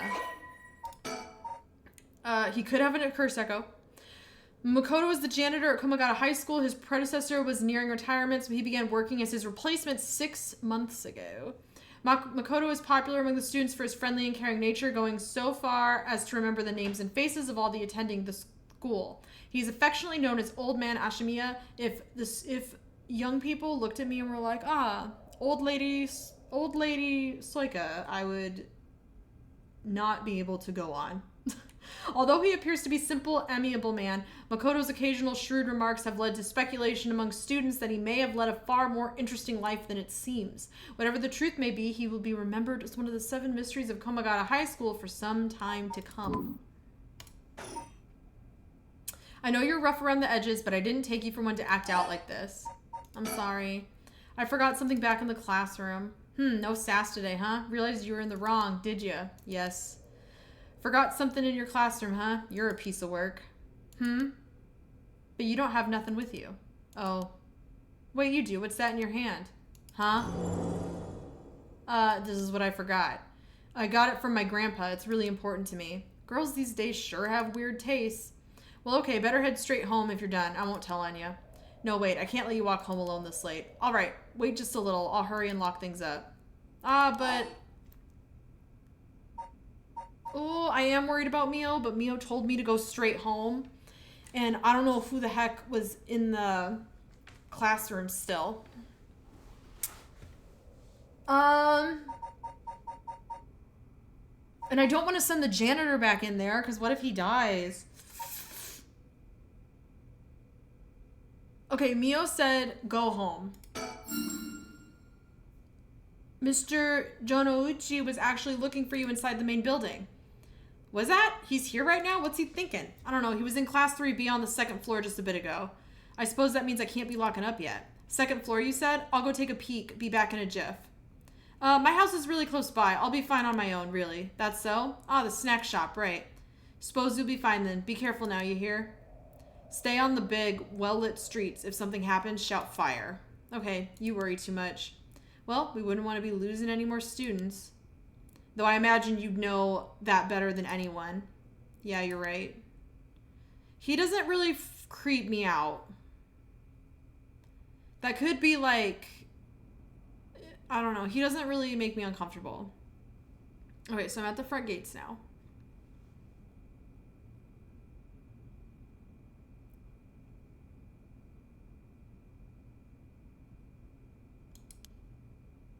I've been waiting for 20 or 30 minutes, but there's no sign of her. Huh? There's someone coming down the road. That's... So were there 2 different curse bearers inside? Because I saw the girl ghosty thing, and then that big face. And that face was making, like, cut bladey noises. Mr. Arashi? He looks on edge. I wonder what he's doing. Wait, he's the one who discovered the rite of resurrection. It wouldn't be strange for him to be involved with the curses. I wonder if he has a curse stone. What do I do? No, we're not going to kill him. It's way past the 10 minutes Mio said she'd be here by. I managed to escape. I can't let that go to waste. I need to get out of here before anyone sees me. Yeah, I'm like, don't use it, girly. Now it's 2 a.m.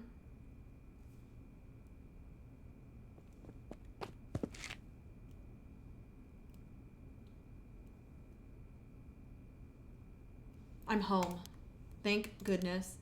I don't think the walk has ever felt so long.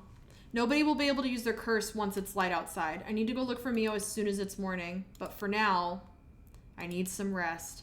Yako was like, I'm gonna go to bed. We're just gonna go to sleep. Okay. Okay, so we completed all of chapter 1. Okay, so this has a... See how this one has a break? And it didn't shatter. I think that means there's another path, but I don't think it's unlocked yet. But this one just unlocked.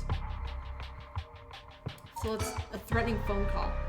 After persuading Araishi, the curse bearer of the ever-burning lantern, to give up his stone, Tsutsumi and Ario have obtained 3 curse stones in total. They continue their investigation of the town in search of the remaining curse bearers. And they get a threatening phone call. Okay, now it's 4 a.m. Road. On the road again. Okay.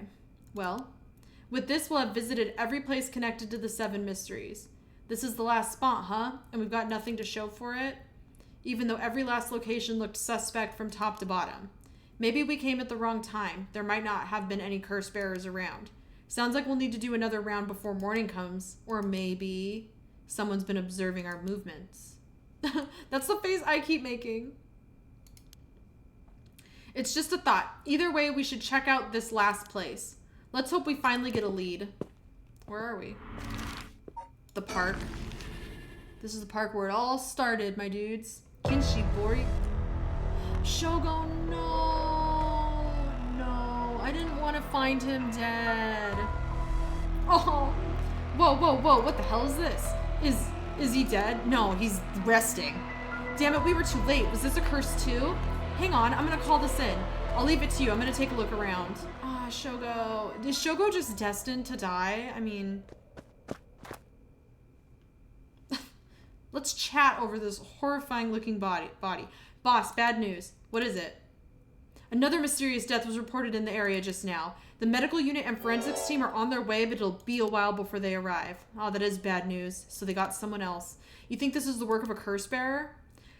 With suspicious deaths popping up one after another, we'll have to assume it is. Shit, guess we'll be stuck waiting around for a while. Oh, normally it lets me click on him. The phone is ringing.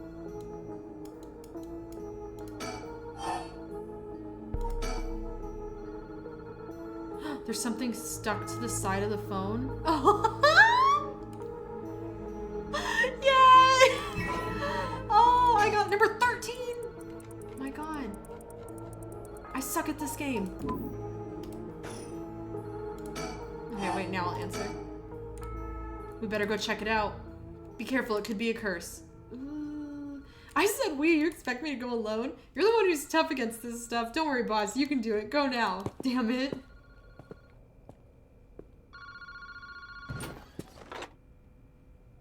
Hello, Kinshibori Park phone booth. Evening, Detective Tsutsumi. How are things looking out there? Who is this? Wahaha. It's Waluigi. Wah! I finally got him, the real deal. Detective Tetsuo Tsutsumi himself.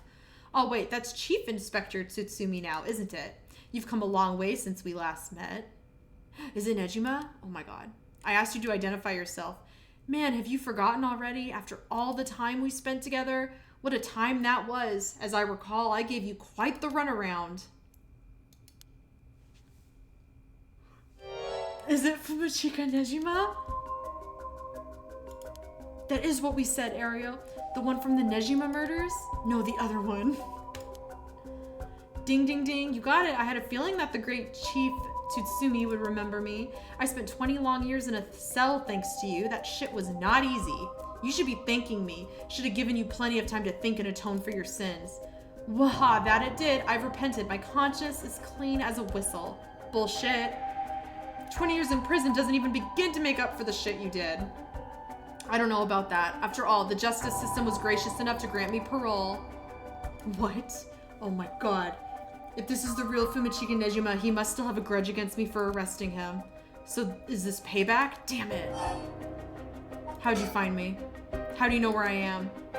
That's my favorite part, the sound of confusion in your voice. It's to die for. This is delicious. I can't get enough. I'm not telling you shit. Have fun racking your little tiny brain for it. No, how'd you find me? I guess I could give you a little hint. Well, you see... Oh my God. He has the one-sided read. That's... Yeah, the same face. Tsutsumi, you have the evergreen beach, no? Nejima, you're a curse bearer? You're using the power of the curse? Indeed, and what a peculiar curse it is. But that's where my hints end.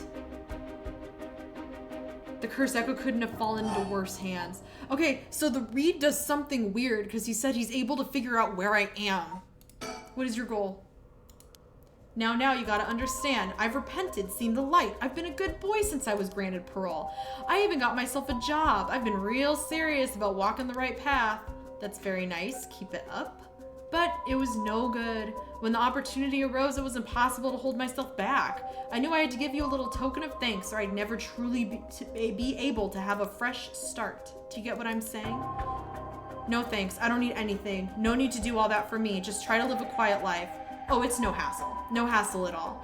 It would be all too easy to just kill you, to tear you apart. Okay, his curse must do something with like ripping people apart. Well, it's the one-sided reap. It probably splits you in half or something awful. That wouldn't be very satisfying. Certainly not after 20 fucking years of waiting.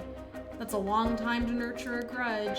You fucking bet it is. I let it gnaw at me, grow inside of me. I thought of nothing else. All that time, I played model prisoner, endured the harassment those asshole guards threw at me. And I did it all for you, Tsutsumi. So please, just accept my deepest and most sincere feelings. Sorry, but I'm afraid I don't feel the same way about you. Shut the fuck up. That attitude of yours is why I'm saving you for last. What are you planning? Whatever it is, bring it on. I'm not running away. I just told you I'm not coming for you yet. Pay attention when people talk, shithead. You see, this time I want to see you on your knees. Oh my god. Weeping in despair, begging me for mercy. Oh no, I'm so sorry, dear Nishima. Please forgive me. I won't do it again. Shut the fuck up. This is exactly why I've always hated you so fucking much.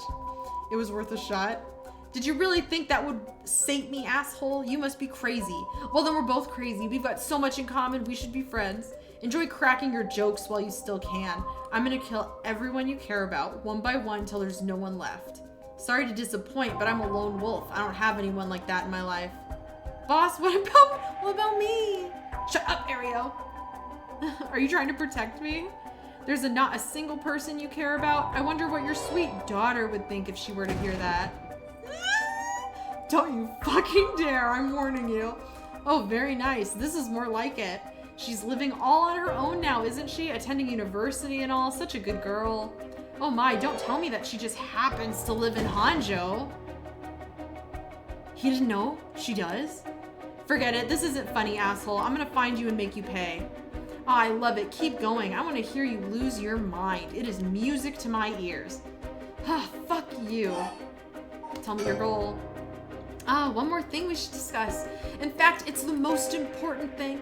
I thought you were finally gonna shut up. I'm already sick of you, so I'll pass. Oh, but you don't want to miss this. It's the main course. I could just go after your daughter, but something tells me you'd get bored. No, I'm good. You got me real fired up. You're in my head. Well done. This is a gift tailor-made for you. I'm gonna kill all the people you swore to protect. Every last person living here. You couldn't. What is this? But with this curse of mine, I can. I'll give you until dusk. By then, I could probably get a couple hundred people or so. What? Oh my god, does he just need to know where you are for this curse to work? I don't understand. It'll all be your fault. It must be so hard to know they'll all die because of you. So tragic, it must be tearing you apart. Don't fuck with me. There's no way an amateur like you could pull off a curse that strong. Unfortunately for you, I absolutely can. My curse stone is a particularly strong one, which means I can have my fun without needing to hold back one bit. It's almost like the Feast of Shadows was cast just for me. You're surprisingly well informed about this. Who was it that tipped you off? Who knows? Then how about I kill myself first and ruin all your fun? What about that, asshole? You know what? Fuck you. I'm gonna kill myself. Idiot, you think I'd call it off just because you were dead? There's no running away for you. I'll find you. I won't let you get away with this. You've got 12 hours. Oh my god! Do you really think your paltry little organization will be able to make a dent in my plans? Oh, the sacrifices made will be heavy. I can't wait to see you sobbing with regret. And I'll even have enough soul dregs to pull off the rite of resurrection. How splendid. Nejima, you're after the... Anyway, see you around. Bye-bye now. Oh my god. So we do have a big bad.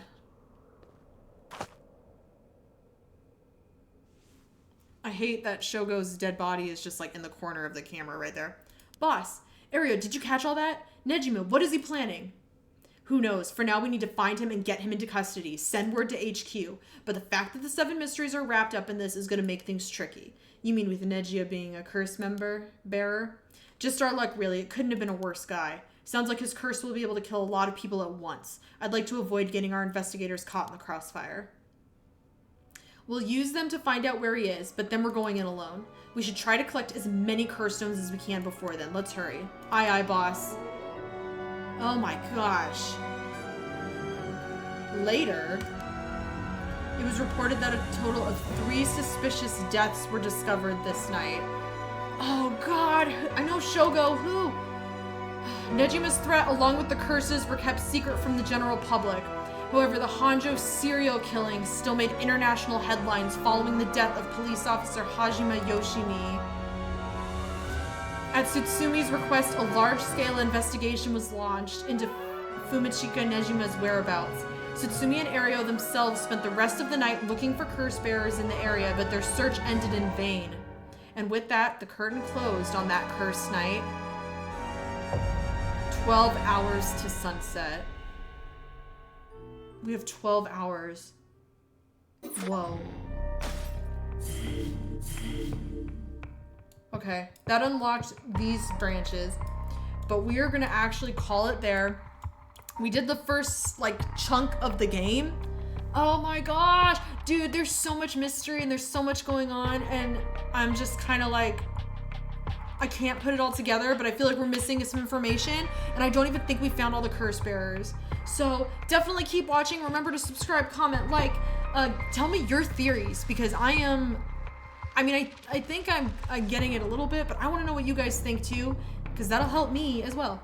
And I will see you guys in the next video. Bye!